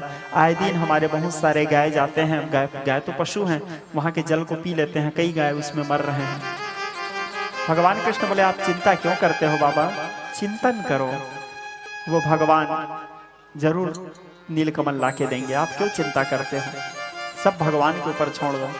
अब सौंप दिया इस जीवन को भगवान तुम्हारे हाथों में, मैं हूँ संसार के हाथों में, संसार तुम्हारे हाथों में, कहो बाबा, और सब भगवान के ऊपर छोड़ दो, आप चिंता मत करो। बाबा नंद माता यशोदा रात को दुखी मन से सो जाते हैं। दूसरे दिन सुबह उठे भगवान, अपने सखाओं को साथ में लेकर के कालीदह के किनारे गए खेलने के लिए। श्रीदामा नाम के कृष्ण जी के एक बाल सखा थे, वो एक गेंद बनाया था, वो गेंद को भगवान खेलने लगे, एक दूसरे को मार मार के खेल रहे थे। हरि गए नागनाथन को बहाना गेंद खेलन का। जब कृष्ण के हाथ में गेंद आया, भगवान उस गेंद को कालीदह में फेंक दिए। गेंद श्रीदामा का था। श्रीदामा कहता है वो गेंद हमें ला करके दो कान्हा। कन्हैया बोलते हैं वो गेंद को कहां से ला के दो मित्र, वो तो काली कुंड में चला गया है, मैं बाबा नंद को बोल करके उससे अच्छा गेंद बना के तुमको दे दूंगा। बोले नहीं, हमको वही गेंद चाहिए। बोले उस गेंद को कहां से लाओ मित्र, वो तो चला गया। बोले नहीं, हमको वही चाहिए। बोले ठीक है, वही चाहिए तो बोला जाता हूं मैं। बोले भगवान कदम्ब, काली कुंड के किनारे कदम्ब के पेड़ था, उस कदम्ब पेड़ के ऊपर चढ़े, अपने कमर बांधे भगवान, कटी कौपीन कसय, और कमर बांधे 3 बार ताली बजा के कालीदह में कूदते हैं भगवान। जब भगवान कृष्ण प्रभु कालीदह में कूदे, ये बात देखते देखते पूरे ब्रजमंडल में फैल गया। कृष्ण कालीदह में कूद गए, कृष्ण कालीदह में कूद गए। माता यशोदा को पता चला, क्योंकि सब जानते हैं एक बार जो वहां गया वापस नहीं आता। माता यशोदा कृष्ण से बहुत प्रेम करती थी। माता यशोदा को पता चला कृष्ण कालीदह में चले गए, माता यशोदा रोने लगी, बिलख गई, आर्तनाद करती है, कहती है भादो की रैन घरी शुभरे, उपजे यदुनंदन गेंद खिलैया, खेलत गेंद गिरो यमुना, महबूद पड़ो मेरो आरो कन्हैया। बोले गोकुल गांव में शोर मची, अरे रोवत आवे यशोदा सी मैया, कौन हरे मेरे वो यदुनंदन, कौन हरे मेरे श्याम चिरैया। कौन ले गया मेरे कृष्ण को, चौथापन में पाई थी। रोने लगी माता, बिलक गई, रोते रोते माता यशोदा बेहोश हो जाती है। बाबा नंद को पता चला, बाबा नंद रोते रोते आए, बिलकते हुए आए। बाबा नंद के दशा तो और विक्षिप्त, आंख से आंसू बहने लगा, शरीर से पसीना निकलने लगा, बार बार अपने आप को संभालने की कोशिश करते थे, लेकिन अपने आप को संभाल नहीं पा रहे थे, क्योंकि अपने आंखों के सामने अपने बेटा को मरे हुए देखना छोटा मोटा बात नहीं था। एही ते कवन व्यथा बलवाना, जो सुत बिछुरत गया बिछड़ गया, लेकिन शरीर में प्राण क्यों है। बाबा नंद सोचने लगे कितना भागा हूं मैं।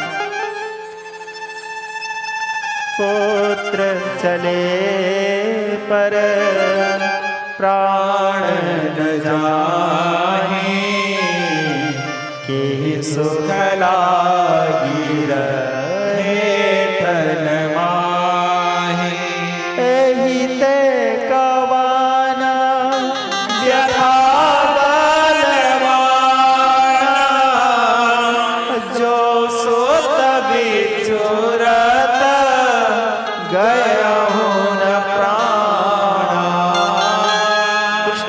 बेटा चला गया, लेकिन अभागा शरीर में प्राण क्यों है। बाबा रोने लगे, माता रोने लगी, ये तो माँ बाबा की दशा। अब उन गोपियों का क्या दशा होगा जो जल में, जो कृष्ण से प्रणय करती थी, जो कृष्ण से प्रेम करती थी, जो कृष्ण को देखे बिना एक पल नहीं रह पाती थी।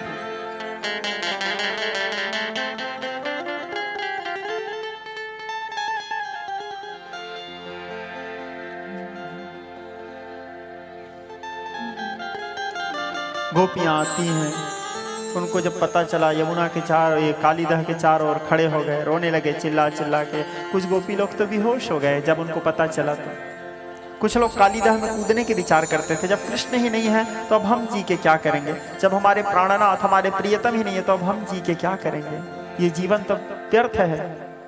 किस काम का ये जीवन, तेरा प्यार अगर न पाया, तुझको नगर रिझाया, तुझसे न दिल लगाया, तुम बिन अंधेरी दुनिया सुनसान जारजू है। इस प्रकार विचार करके रोने लगी, विलख जाती हैं, आर्तनाद करने लगती हैं।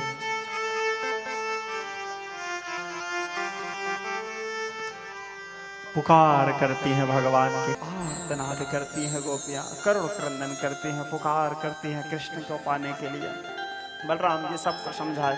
बलराम जी जानते थे कृष्ण को कुछ नहीं होगा, बलराम जी जानते थे कृष्ण वापस आएंगे। क्यों जानते थे? क्योंकि काली नाग के 100 फणा है, अब बलराम जी कौन है? शेष नाग है, 1000 फणा है उनका। बलराम जी जानते थे, अरे वो तो 1000 फणा वाले के गोद में सोता है तो उसको कोई डर नहीं रहता, शांति से सोते हैं, शांताकारम भुजग सैनम, तो ये 100 फणा वाला उसका क्या बिगाड़ लेगा, जानते थे। इसलिए बलराम जी सबको धैर्य बंधाए, शांति किए। शांत करने के बाद ये तो जल के ऊपर की दशा है, अब जल के अंदर जाते हैं जहां भगवान कृष्ण है। नाग पत्नी लोग विचरण करते करते गोविंद को देखे। गोविंद को देख करके नाग पत्नी लोग कहने लगे, बेटा तुम यहाँ कहाँ घूम रहे हो, और अभी तक तुम जीवित कैसे हो इतने जहरीला जल में? खैर जो भी हो ना हो, ईश्वर तुम्हारे ऊपर कृपा किया है इसलिए तुम जीवित हो, जल्दी वापस लौट जाओ, कहीं हमारे पति जाग गए तो तुम मारे जाओगे। भगवान कृष्ण बोले, हम डरते हैं का तुम्हारे पति से, जाओ उठाओ उनको। बोले नागपत्नी लोग विचार किए, बोले अरे बड़ा हठी बालक है, बोले जाओ बेटा, कहीं उठ गए तो मुश्किल हो जाएगा। भगवान बोले उठाओ, और तुम नहीं उठाते तो हम ही जाते हैं। बोले गए भगवान। काली नाग सोए हुए थे तो उनके फण में मारे एक लात भगवान। पहले आओ देखे ना, ताओ एक लात मारे, काली नाग फण फैलाए, देखे सामने बालक को विष झारने लगे। कृष्ण जी एक तो ऐसे ही नीला, और जब विष झारे तो और नीले हो गए भगवान। नीलोत्पल तन श्याम काम कोटि शोभाधिक, करोड़ों करोड़ों कामदेव के छवि को लज्जित करने वाला स्वरूप। अब काली नाग और भगवान कृष्ण के युद्ध होने लगा। युद्ध करते करते काली नाग सोचता है एक बार इसे बांध लो, भगवान कृष्ण सोचते हैं एक बार इसको नाथ लो। दोनों युद्ध करते करते आखिरी में काली नाग को पछाड़े भगवान, उसके फण को अपने एड़ी मतलब जानते हो ना, अपने पैर के नीचे तलवे से कुचलने लगे। व्याकुल हो गए, विष झारने लगे। विष झारने के बाद अपने वास्तविक रूप में आए, कहने लगे ननाक पृष्ठम नच सार्वभौमम, मैं आपको पहचान नहीं पाया प्रभु, आप हो कौन? तब फिर भगवान अपने रूप को दिखाए, अपने वास्तविक स्वरूप को। कस्तूरी तिलकम ललाट पटलर वक्षस्थले कस्तुभम नासाग्रेवर मुक्तिकम करतलर वेणु करे कंकणम सर्वांगे हरिश्चंदन चर्चितम सुललितर कंठे च मुक्तावलिं गोपस्त्र परिविष्टतो विजयते श्री गोपाल चूड़ामणिं सजल जलधनीलम दर्शितो आरसिलम करतल दत्तसालम वेणुवाद्य रसालम ब्रजजनु कलपालम कामिनी केलिलोलम तरुण तुलसीमालम नौमि गोपालवालम हस्तंगुड़ी कुमड़त्किं किड़ंगम मध्येनितम बबलम मनेहि वशत्रम मुक्ताकलापम मुकले कृतकाक पक्षम वंदा महचरे वसुदेव भाग्यम। जब भगवान अपने स्वरूप को दिखाए, काली नाग उनको बार बार क्षमा याचना किए। भगवान काली नाग के फण ऊपर चढ़ गए, बोले चलो अब ऊपर। धीरे धीरे काली नाग ऊपर आने लगे। जल के अंदर से भगवान वेणुनाद करने लगे, बंसी बजाने लगे। निसप्त गीतम तदरंग वर्धनम वजस्स कृष्ण गृहीत मानसा आजम हिरण्यमल चतुर्तमः स्यात्तरकांतो ज्वललोल कुंडला।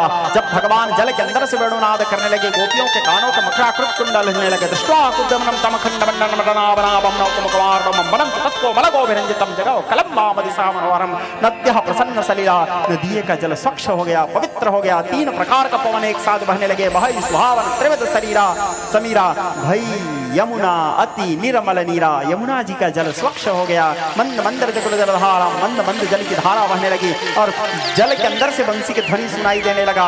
अजब की बांसुरी बजती है वृंदावन बसैया की, करो तारीफ मुरली किया मुरलीधर कन्हैया की। जहाँ चलता था न काम तीरों और कमानों से, विजय नटवर की होती थी मुरली के उन तानों से।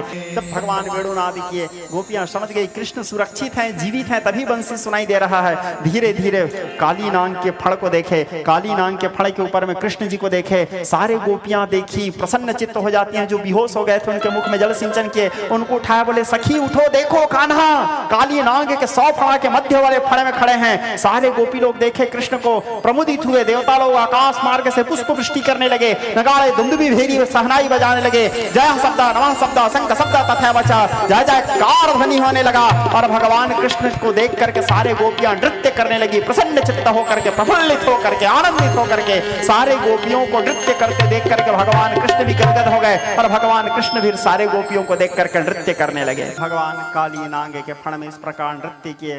नृत्य करने के बाद भगवान कृष्ण प्रभु काली नांग के फण से उतरे। काली नांग को बोले एक काम करो काली, तुम जाओ ये 1.25 लाख नील कमल ले जा करके हमारे मामा कंस को देना और मामा जी को बोलना है हमारी तरफ से। काली नांग 1.25 लाख नील कमल लेके कंस के पास गए। कंस काली नांग को देखते ही घबरा गए, भीत भीत प्रकंपा। काली नांग उसको समझाया, बोले तासो बैर न कीजिए, उनसे बैर मत करो, बेमौत मारे जाओगे कंस। समझा के काली नाग अपने स्थान के लिए वापस आप अपने स्थान लौट जाते हैं।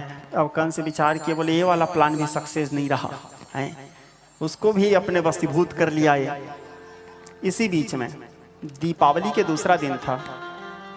दीपावली के दूसरा दिन पहले क्या होता था, देवराज इंद्र के पूजा होता था। दीपावली के दूसरा दिन सब लोग देवराज इंद्र के पूजा करते थे। तो इंद्र के पूजा के लिए अनेक प्रकार के पकवान बनाते थे सब लोग। जैसे तीजा में हमारे घर में बनाते हैं खुरमी, ठिठरी। ठिठरी जानते हो? हाँ, तो हमारे छत्तीसगढ़ का मुख्य तो क्या बोलते हैं, भोज्य पदार्थ है, हमारा गौरव है, हमारा संस्कृति है, हमारा पहचान है, हमको गर्व होना चाहिए खुरमी ठिठरी पे है। तो तीजापुरा के समय रोड में गुजरो तो खुशबू आता है, महमाते रहता है, घर घर में बनते रहता है नमकीन और भी अनेक प्रकार के जो भी है। तो वैसे दीपावली के दूसरा दिन सब लोगों के घर में खीर, पुड़ी, मेवा, मिष्ठान, मालपुआ, तस्मई, आलू गुंडा, समोसा। देखो आप लोगों को मुंह में पानी नहीं आना चाहिए। अब यहाँ मैं कहाँ से आप लोगों के लिए समोसा व्यवस्था करूँगा, हैं? बस सुनो, बस खाने के लिए मत सोचो, कथा के बाद खाना। तो खीर, पुड़ी, मेवा, मिष्ठान, अनेक प्रकार के, मालपुआ, गुलाब जामुन, काजू कतड़ी, सब घर घर बन रहा था, अनेक प्रकार के मिष्ठान। तो उधर से कृष्ण बलराम आ रहे थे, सबके घर में सुंदर खुशबू महमहा रहा था। तो बाबा नंद के पास आए, आ करके बोले बाबा ये घर घर में इतना सुंदर खुशबू आ रहा है, क्या हुआ है? कुछ आज त्योहार है क्या? बाबा नंद कहने लगे बेटा आज दिवाली का दूसरा दिन है, आज के दिन हम देवराज इंद्र के पूजा करते हैं। बाबा कन्हैया पूछे क्यों करते हो? कृष्ण जी कोई भी चीज में पहले प्रश्नवाचक चिन्ह लगाते थे। बोले क्यों करते हो? बाबा नंद बोले बेटा इसलिए करते हैं क्योंकि चारों मेघों के स्वामी इंद्र हैं। मेघ कितने प्रकार के होते हैं? 4। क्या नाम है चारों मेघों का? वाह दे ठीक, 4 मेघ है, आवर्तक, प्रावर्तक, क्षमावर्तक, अनावर्तक। ये चारों मेघों के स्वामी कौन है? मेघपति इंद्र। तो जब हम इंद्र के पूजा करते हैं बेटा, तो इंद्र क्या है, बारिश कराते हैं, वर्षा होता है। वर्षा होता है तो फिर जल निकलता है, जल जब आता है वर्षा होने से तो पृथ्वी से घास निकलती है, धान इत्यादि होता है। कृषि कार्य करते हैं हम सब लोग, जंगल में रहने वाले लोग कृषि कार्य करके, कृषि हमारा मुख्य व्यवसाय है। दूसरा दूध बेचते हैं, उसी दूध को दही बना के बेचते हैं, वहीं से जो धन मिलता है उससे अपने जीविकोपार्जन करते हैं। यानी कुल मिला के हमारे जीविकोपार्जन के मुख्य देवता इंद्र हैं। यदि इंद्र पानी नहीं गिराएंगे तो कहाँ से घास निकलेगा, गाय कहाँ से घास चरेगी, कहाँ से हम किसान लोग धान इत्यादि। इसलिए हम इंद्र हमारे मुख्य देवता मानते हैं, इंद्र को पूरे गाँव वाले, इसलिए इंद्र का पूजा करते हैं। कन्हैया बोले तो फिर ठीक है। तो ये बताओ बाबा, इंद्र की पूजा नहीं करोगे तो क्या इंद्र पानी नहीं गिराएगा? कन्हैया बोले हाँ, नाराज हो जाएंगे इंद्र बेटा। भगवान कृष्ण बोले नहीं होंगे। बोले क्यों? बोले इंद्र भगवान थोड़ी है बाबा, नौकर है वो। बोले इंद्र भगवान थोड़ी है, नौकर है वो, ड्यूटी मिला है बेचारा को। पूजा करोगे तो भी पानी गिराएंगे, नहीं करोगे तो भी पानी गिराएंगे। जैसे कि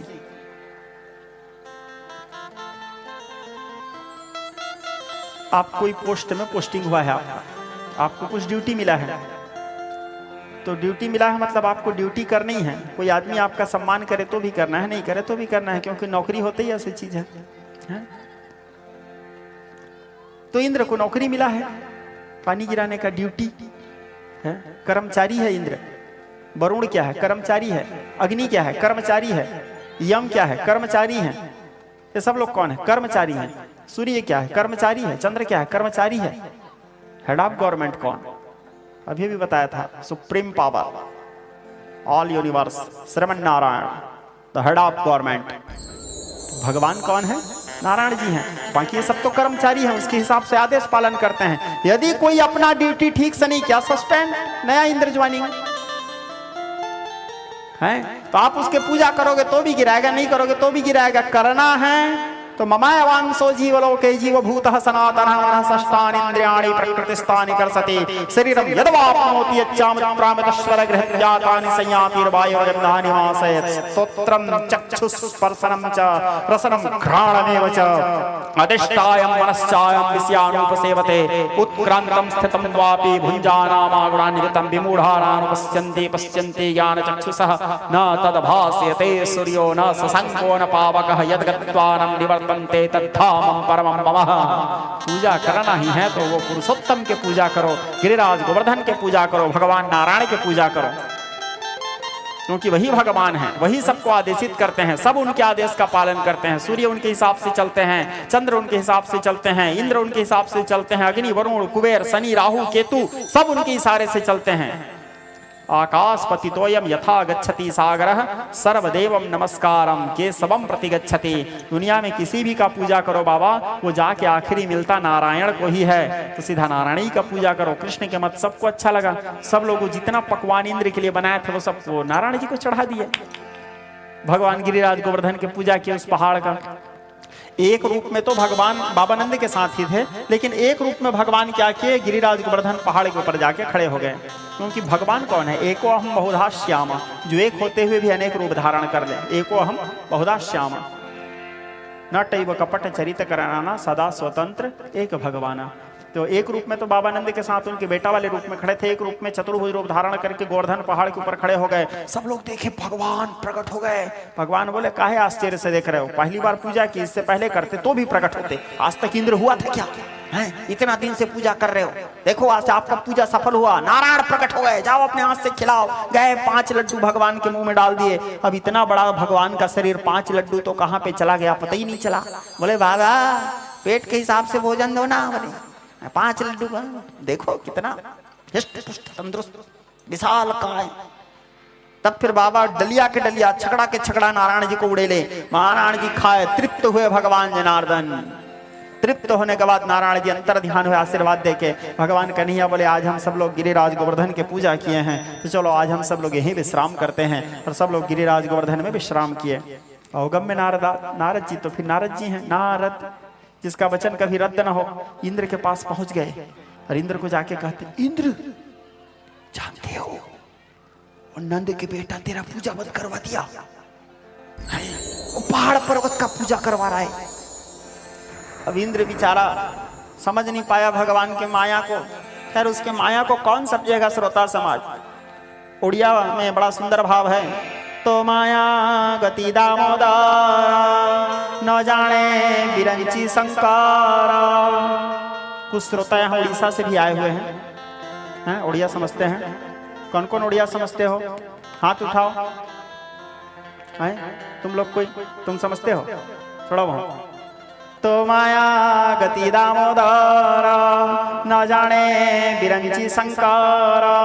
उनके माया को कोई नहीं समझ सकते श्रोता समाज। भगवान के ब्रह्मा जी नहीं समझ सकते, भगवान शंकर नहीं समझ सकते, तो इंद्र बेचारा कहां से समझेगा? कर्मचारी हैं।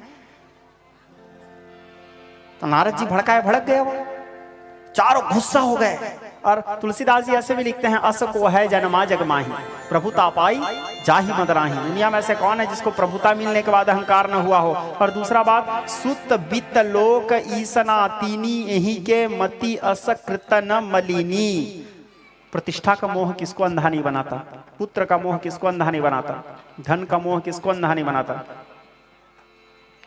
तो इंद्र चारों मेघों का स्वामी थे, चारों मेघों को बुलाया, बोले जाओ रे घोर बारिश करो, ब्रज को डुबा दो, खत्म कर दो, प्रलय काल में जैसे बारिश करते वैसे करो, बचाने के लिए कोई भी यहाँ नहीं बचना चाहिए। चारों मेघ अपने स्वामी के आदेश पालन करके जाके घोर वर्षा करने लगे।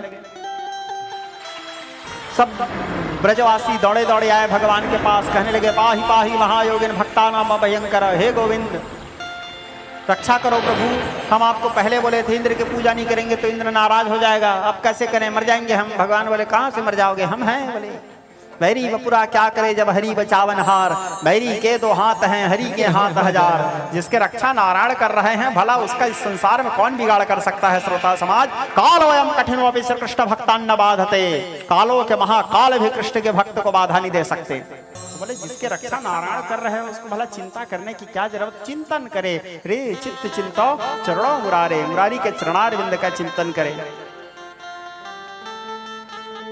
तो ब्रजवासी को भगवान आश्वासन दिया, बोले चिंता मत करो, सबको ले आए गोवर्धन पर्वत के निकट। और गोवर्धन पर्वत को भगवान अपने बाएं हाथ के कनिष्ठ उंगली के नख के अग्रभाग से उठाए,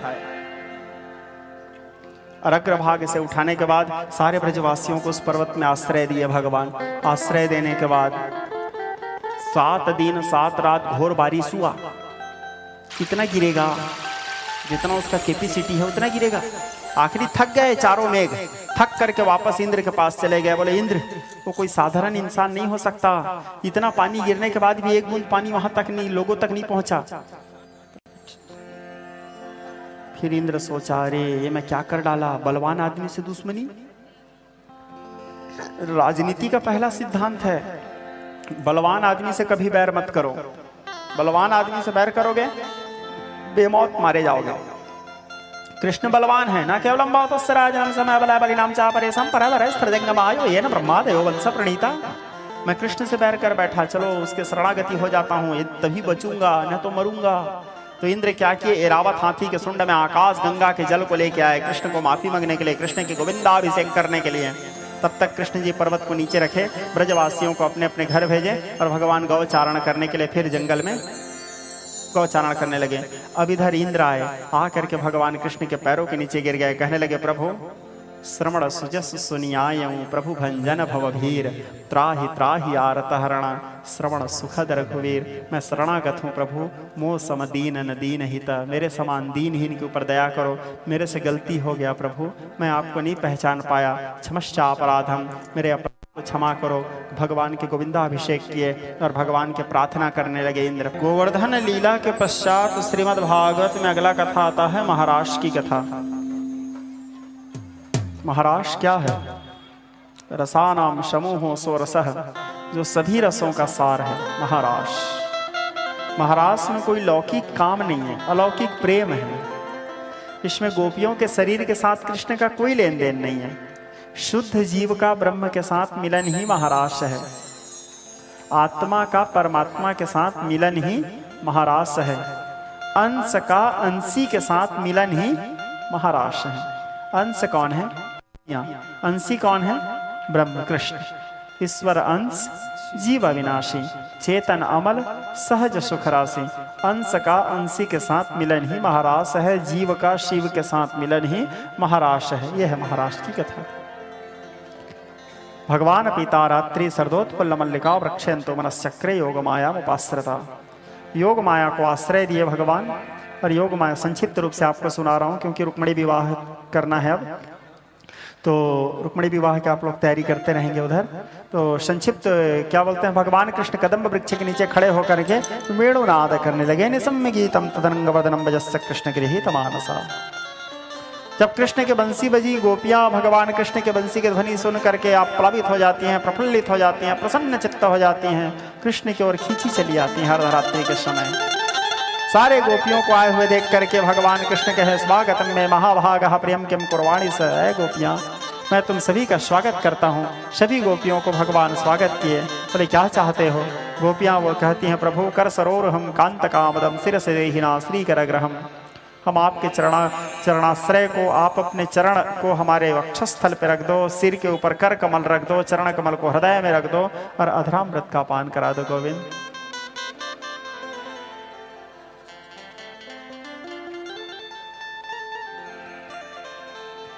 भगवान उसी समय गोपियों के अंदर अहंकार उत्पन्न कर दिए, सृजन मोहिनी योग माया का संचार करके। जब गोपियों के अंदर अहंकार उत्पन्न हुआ, गोपियां सोचती है यदि हम नहीं होते तो महाराज ही नहीं होता। उसी समय भगवान कृष्ण जैसे देखे कि गोपियों के अंदर अहंकार हुआ था तो भगवान अंतर ध्यान हो गए। गोपियों के अंदर अहंकार उत्पन्न हुआ नहीं था, कृष्ण स्वयं करवा दिए थे। इसलिए करवाए थे ताकि संसार वालों को पता चले कि ये गोपियां मेरे से कितना प्रेम करती हैं, मेरे लिए कितना तड़पती हैं। संसार को दिखाने के लिए प्रेम क्या है, इस बात की शिक्षा देने के लिए वियोग क्या है, इस बात की शिक्षा देने के लिए। जब कृष्ण अंतर ध्यान हो गए तो कृष्ण को न पा करके गोपियां रोने लगती है, विलाप करने लगती है, आर्तनाद करती हैं। और विलाप करते हुए गोपी लोग यहाँ गोपी गीत का शुभारंभ करती हैं। जयति तैधिकम जन्मना व्रज श्रयतिंदिरा सस्वतत्र ही दैत्य दृश्यताम दिक्षुतावका स्तयी घृता सब स्वाम विचन्वते सरदुदासय साधुजात। गोपियां रुदन करने लगती हैं, विलाप करती हैं, कृष्ण को न पा करके दुखी हो जाती हैं। कुंज कुंज खोजत फिरे प्यारे दीन दयाल। आखिर में फिर गोपियां क्या करती हैं, तब कथामृतम तप्त जीवनम कवि भेड़तम कलमशापहम श्रवण मंगलम श्रीमदाततम भुवि गृणन्ति ते भूरिदा जनः। सारे गोपियां वहां पर एकत्र हो जाती हैं एक जगह निकुंज में और रोने लगती हैं, आर्तनाद करती हैं, पुकार करती हैं। जब सारे गोपियां पुकार करने लगी, बहुविधि विनय किन्नत ही काला प्रगटे प्रभु कौतुकी कृपाला। भगवान प्रकट हो गए और प्रकट होने के बाद फिर गोपियों को भगवान अधरामृत पान करवाए और महाराज किए। महाराज करने के पश्चात सभी गोपियां अपने अपने घर वापस लौट गई। अब इधर कंस धनुष यज्ञ करते हैं और धनुष यज्ञ के बहाने राम और कृष्ण को लेने भेजे। राम और कृष्ण को लेने भेजे तो अक्रूर जी आए। अक्रूर जी का बाबा नंद के घर में स्वागत हुआ। दूसरे दिन सुबह अक्रूर जी राम और कृष्ण को रथ में बिठा करके ले जाने लगे।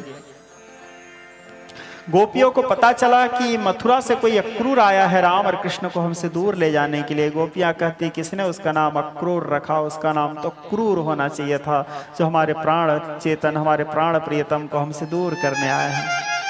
रोने लगती हैं। भगवान सभी गोपियों को आश्वासन दिए, एक दिन की तो बात है गोपियां, कल की बात है, परसों मैं वापस लौट के आ जाऊंगा। जबकि यहाँ बरसों बरसों बीतने वाले हैं, भगवान वापस नहीं आएंगे। एक बार जो भगवान वृंदावन छोड़ के गए दोबारा नहीं आए फिर भगवान, लेकिन उनको आश्वासन दिए मैं परसों आ जाऊंगा। यहाँ बरसों बीतने वाले हैं। भगवान राधा से विदा लिए, गोपियों से विदा लिए, मथुरा पहुंचे। वहां मराई के नीचे बैठे भगवान। दूसरे दिन स्नान करने के लिए कालिंदी गए, यमुना जी। वहां एक धोबी था रजक, राजा महाराजाओं के वस्त्र धोता था। भगवान बोले भैया वस्त्र हमको भी दे दो। धोबी कहता है अपने मुंह देखे हो, राजा महाराजाओं के वस्त्र पहनोगे? वन में रहने वाले बंचर लोग, जंगली लोग। कृष्ण जी को तो खैर फर्क नहीं पड़ा, बलराम जी गुस्से में आए, मारे एक मुंह का, वो रजक रसांतल चले गए। सबको भगवान कृष्ण वस्त्र बांटे। सब लोग राजसी पोशाक धारण करके राजमार्ग में चलने लगे। जाते जाते एक त्रिवक्रा थी, कुबरी, 3 जगह से उसका शरीर टेढ़ा था, अष्टगंध बनाती थी। भगवान कृष्ण उसको सुंदरता प्रदान किए, उसको रूप दिए। वो भगवान कृष्ण को अष्टगंध लगाती है। उनसे विदा लेके भगवान आगे गए तो एक श्रीदामा नाम के माली था जो रोज माला बनाता था। भगवान कृष्ण को माल्यार्पण किए और आगे गए। भगवान जहाँ धनुष यज्ञ हो रहा था वहाँ जा करके भगवान उदय उदित गिरि मंच पर यदु वरवाल पतंग, वहाँ तेहि क्षण श्याम मध्य धनु तोरा। भगवान कृष्ण वहाँ धनुष भंग किए और धनुष भंग करने के पश्चात धनुष के टूटने के टंकार कंस के कानों तक सुनाई दिया। फिर भगवान कृष्ण प्रभु कंस के राज दरबार पहुँचने लगे तो कंस क्या किए, कुबड़िया कुड़े नाम करके हाथी को मदिरा पान करवा के कृष्ण की ओर ढकेल दिए। भगवान कृष्ण कुबड़िया पेड़े नाम करके हाथी को मारे, उसके दोनों दांत को उखाड़े और दोनों दांत को उखाड़ करके कृष्ण और बलराम राज दरबार में पहुंचे। जब भगवान राज दरबार में पहुंचे तो जाकी रही भावना जैसी प्रभु मूरत देख ही तीन तैसे। जिसके मन में जो भावना था वो उस भावना से भगवान को देखे। वत्सला दृष्टि से जो देखे उन्हें छोटे से रस खान लगे। मुरलीधर मन मोहन बालक अपने ही जीवन प्राण लगे। श्रीनाथ चतुर्भुज नारायण भक्तों के लिए भगवान लगे। तिहु लोक भूप अवनिप अनूप भगवत स्वरूप भगवान लगे। सब लोग अपने अपने दृष्टि की ओर से भगवान को देखे। फिर चांडूर और मुष्टिक के वध किए भगवान। 21 हाथ ऊंचा आसन में कंस चढ़ के बैठे थे भगवान। मुष्टिका प्रहार करके कंस का वध किए और कंस के वध करने के बाद अपने माता पिता को जेल खाने से छुड़ाए भगवान, बंधन मुक्त करवाए और महाराज उग्रसेन को मथुरा का राजा बनाए। कृष्ण स्वयं राजा नहीं बने, उग्रसेन को राजा बनाए। अब गुरु के जरूरत तो भगवान को भी पड़ता है श्रोता समाज, क्योंकि बिना गुरु के तारण तरण नहीं हो सकता। गुरु आवश्यक है जीवन में। तो गुरु बनाने के लिए भगवान उज्जैनी गए। सांदीपनी जी को आश्रम में भगवान बाबा महाकाल के दर्शन किए और महाकाल के दर्शन करके सांदीपनी को गुरु बनाए भगवान। और थोड़े ही समय में भगवान सभी प्रकार के वेद अल्पकाल विद्या सब पाई। थोड़े ही समय में भगवान सभी प्रकार के वेद वेदांत में पारंगत हुए और वेद वेदांत में पारंगत होकर के भगवान अपने गुरु जी के गुरु माँ को गुरु पुत्र को गुरु दक्षिणा के रूप में दिए, जो मर गए थे, जो यमलोक चले गए थे, गुरु दक्षिणा के रूप में दे करके भगवान वापस आके मथुरा में निवास करने लगे। जरासंध चढ़ाई पे चढ़ाई करता जा रहा था। भगवान हर बार उसको परास्त करते थे। एक दिन की बात है, भगवान कृष्ण एकांत में बैठे थे। उद्धव के हाथ पकड़ लिए भगवान। उद्धव भगवान के अंतरंग के सखा थे और उद्धव से कहने लगे, प्यारे उद्धव, रे उद्धव मोहि ब्रज बिसरत नाहि। मैं ब्रज को नहीं भूल पा रहा हूँ उद्धव। हंस सुता के सुंदर गगरी हर कुंजन के छाही। रे उद्धव मोहि ब्रज बिसरत नाहि। गच्छोद्धवं ब्रजम सौम्यम प्रीति न प्रीतिमावह। उद्धव जाओ ब्रजमंडल, अब ब्रज जाकर के वहां मेरे गोपियों को मेरा रहस्यमय संदेश सुना के आओ। उद्धव के अभिमान को दूर करने के लिए भगवान उसको ब्रजमंडल भेजे। उद्धव सुधो हो गयो सुन गोपिन के वैन। उद्धव के सारा ज्ञान नष्ट हो गया गोपियों के प्रेम को देख करके, क्योंकि यदि प्रेम और ज्ञान की लड़ाई हुआ तो जीत तो प्रेम का ही होगा, ज्ञान का नहीं हो सकता। क्योंकि प्रेम का जो स्वरूप है अनिर्वचनीयम प्रेम स्वरूपम मुखा स्वादम न प्रकाशते क्वापि पात्रे कामना रहितम गुण रहितम सर्वदा विच्छिन्नम तत्प्राप्नोति तच्चिंतयति तदवलोकयति। नारद शाक्त तंत्र पंचरात्र भक्ति में लिखते हैं, प्रेम हरि के रूप हैं, प्रेम ही हरि स्वरूप, एक होय दुई मेल से जो सूरज धूप। उद्धव वापस आए। वापस आने के बाद उद्धव को भगवान पराभक्ति प्रदान किए। इसके बाद जरासंध कालयवन को लेकर के आए। कालयवन का वध किसी के हाथ नहीं हो सकता था, अस्त्र शस्त्र से वो नहीं मारा जा सकता था। जब कालयवन को लेकर आए तो भगवान उसी समय योग माया से कहे, योग माया समुद्र के बीच में जा करके द्वारिकापुरी के निर्माण करो। योग माया जा करके समुद्र के बीच में द्वारिकापुरी के निर्माण करते हैं। सारे द्वारिका वासियों को अपने माया से भगवान समुद्र के तट, सारे मथुरा वासियों को भगवान अपने माया से समुद्र के तट द्वारिका में भेज दिए। कृष्ण बलराम दो भाई बस रुके थे। मैदान में पहुंचे, कालयवन आया। जैसे कालयवन आया भगवान कालयवन को देख के मैदान छोड़ के हट गए पीछे। उस समय कृष्ण जी का एक और नाम पड़ा, रण छोड़ रहा है, क्योंकि रण छोड़ के हटे थे भगवान। कालयवन को पीछे पीछे भगवान के दौड़ने लगे। वहां प्रवर्षण पर्वत में मुचकुंद ऋषि सोए हुए थे। भगवान जाके मुचकुंद ऋषि को अपने पट पीताम्बर उड़ा दिए। पट पीताम्बर उड़ाने के बाद मुचकुंद ऋषि को कृष्ण समझ करके कालयवन अपने पैरों का प्रहार किया। मुचकुंद ऋषि चमके उठे। वो सोए थे इंद्र के वरदान से। इंद्र उनको वरदान दिए थे, जो तुम्हारे नींद डिस्टर्ब करेगा, तुम्हारे आंख को खुलवाएगा, तुम्हारे नेत्र के ज्वाला से वो जल के भस्म हो जाएगा। जैसे नेत्र खोले कालयवन जल के भस्म हो गए। फिर भगवान सामने आए, मुचकुंद जी को दर्शन दिए।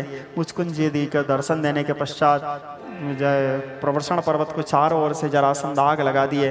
मुचकुंद ऋषि को भगवान अपने दिव्य लोक प्रदान किए। भगवान प्रवर्षण पर्वत से कूदे और जा करके भगवान द्वारिका में निवास किए। अब भगवान कृष्ण द्वारिका वासी बने, द्वारिकाधीश। इसी बीच में बलराम जी महाराज रेवत के एक पुत्र था, महाराज रेवत के एक पुत्र था जिनका नाम था कुकुदमी। कुकुदमी को रैवत भी कहा जाता था। उनकी एक बेटी थी जिनका नाम था रेवती। उनका शादी बलराम जी के साथ हुआ।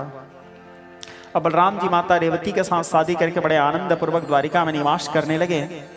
इसी बीच में स्वाभाविक है देवर भाई अभी में थोड़ा हंसी मजाक होता है। माता रेवती कन्हैया को मजाक करते हुए कह दी, कान्हा तुम तो चोर हो, तुमको कौन अपना बेटी देगा। कन्हैया को ये बात लग गया। कन्हैया बोले सब हमको भाभी भाभी सब हमको चोर चोर बोलते हैं, आज आप भी चोर बोल दिए भाभी। हम कसम खाते हैं भाभी अब हम शादी भी करेंगे तो चोरी करके करेंगे। इसी बीच में कुंडिनपुर में महाराज भीष्मक नाम के राजा थे। महाराज भीष्मक के 4 पुत्र थे, रुक्मकेश, रुक्मरथ, रुक्मबाहु और रुक्मण। एक बेटी थी जिसका नाम था रुक्मणी, जो साक्षात भगवती महालक्ष्मी के अवतार थे, महालक्ष्मी जी के अंश थे। बचपना से ही रुक्मणी कृष्ण के बारे में सुन सुन के उसको कृष्ण से प्यार हो गया था। यदि आप किसी को नहीं भी देखे हो और उसके बारे में यदि रोज बड़ाई सुन रहे हो तो सुन के भी प्यार हो जाता है।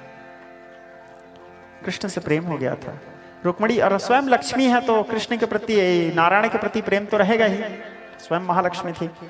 तो बचपना से ही माता रुक्मणी चाहती थी कि उनका विवाह कृष्ण के साथ हो, लेकिन शिशुपाल नहीं, रुक्मण नहीं चाहता था। क्यों रुक्मण नहीं चाहता था? क्योंकि रुक्मण जो था वो शिशुपाल का मित्र था, और शिशुपाल और रुक्मण दोनों जरासंध के मित्र थे। जरासंध कृष्ण से चिढ़ता था, इसलिए चिढ़ता था क्योंकि जरासंध के बेटी लोगों का शादी कंस के साथ किया था वो, और भगवान कृष्ण कंस को मारे तो उसके बेटी विधवा हो गए थे। तो जरासंध मेरे बेटी को विधवा बनाया है बोल के कृष्ण को अपना दुश्मन मानता था। और शिशुपाल और रुक्मण दोनों जरासंध के दोस्त थे, तो दोस्त के दुश्मन यानी दुश्मन, इसलिए वो लोग कृष्ण को शत्रु मानते थे, रुक्मण और शिशुपाल दोनों। यद्यपि शिशुपाल भगवान कृष्ण के बुआ के लड़का था, तो रुक्मण क्या किया, शिशुपाल के पास लगन टीका भेज दिया। शिशुपाल बारात लेकर के पहुंचे कुंडिनपुर। जब माता रुक्मणी देखती है कि बारात लेके पहुंचे तो माता रुक्मणी बड़े दुखी हो जाती है, एक पत्र लिखती है भगवान कृष्ण के पास। हे आनंद कंद ब्रज कृष्णचंद्र, एक सिंह का भाग को श्रृंगार ग्रहण नहीं कर सकता गोविंद। मैं मन वचन कर्म से आपको अपने पति मान चुकी हूँ गोविंद, और मेरा विवाह मेरी इच्छा के विरुद्ध शिशुपाल के साथ किया जा रहा है गोविंद। आप आकर के क्षत्रिय धर्म पालन कीजिए, मेरा हरण कीजिए प्रभु। आपकी दासी रुक्मणी, यदि आप मेरा हरण करके नहीं लेंगे और मेरा विवाह यदि शिशुपाल के साथ हो गया तो मैं प्राण त्याग दूंगी, आपको नारी हत्या का दोष लगेगा माधव। वो पत्र लिख करके कृष्ण के पास भेजी। कृष्ण उस पत्र को जब देखे, कृष्ण की आंखों से आंसू बह गए। भगवान कृष्ण के रथ का नाम है नंदी घोष, भगवान कृष्ण के सारथी का नाम है दारुक। भगवान कृष्ण दारुक से कहे दारुक रथ तैयार करो। दारुक रथ तैयार किए, भगवान आए, आकर के गौरी मंदिर के पीछे ठहरे थे। उधर माता रुक्मणी गौरी मंदिर पूजा करने के लिए आई। आकर के देखती है भगवान कृष्ण को। भगवान कृष्ण माता रुक्मणी को रथ में बिठाए और चलने लगे। उधर से बलराम जी कृष्ण की रक्षा के लिए आ रहे थे। इधर रुक्मण, जब पता चला कि कृष्ण रुक्मणी के हरण करके ले गया तो रुक्मण पूरे सेना लेकर के कृष्ण को रोकने का प्रयास किया, लेकिन कृष्ण को कौन रोक सकते थे। श्रोता समाज, रथारूढ़ गच्छन् पतित भूपटले सुतर प्रादुर्भवः। बाकी जो सेना थे उसको तो बलराम जी ही संभाल लिए। कृष्ण जी माता रुक्मणी को लेकर के द्वारिका आए। फिर बलराम जी आए। आने के बाद देवता लोग आकाश मार्ग से आए थे, देवगुरु बृहस्पति आए थे, स्वयं ब्रह्मदेव आए थे, और सब लोग आकर के भगवान कृष्ण और माता रुक्मणी के विवाह करवाए। पाणी ग्रहण हुआ, ब्राह्मण लोग स्वस्ति वाचन किए, वेद ध्वनि का पाठ किए, और भगवान कृष्ण माता रुक्मणी का परिणय हुआ, पाणी ग्रहण हुआ, और भगवान कृष्ण माता रुक्मणी के साथ विवाह करने के पश्चात आनंद पूर्वक फिर द्वारिकापुरी में निवास करने लगे। श्री सुखदेव परमहंस कहे, हे महाराज परीक्षित, आज मैंने तुम्हारे वास्ते यहाँ तक की कथा कहा, आगे तुम्हारे क्या सुनने की इच्छा है। जय जय श्रीमद्भागवते महापुराणे कृष्णार्पणमस्तु। बोलिए वृंदावन बिहारी लाल की।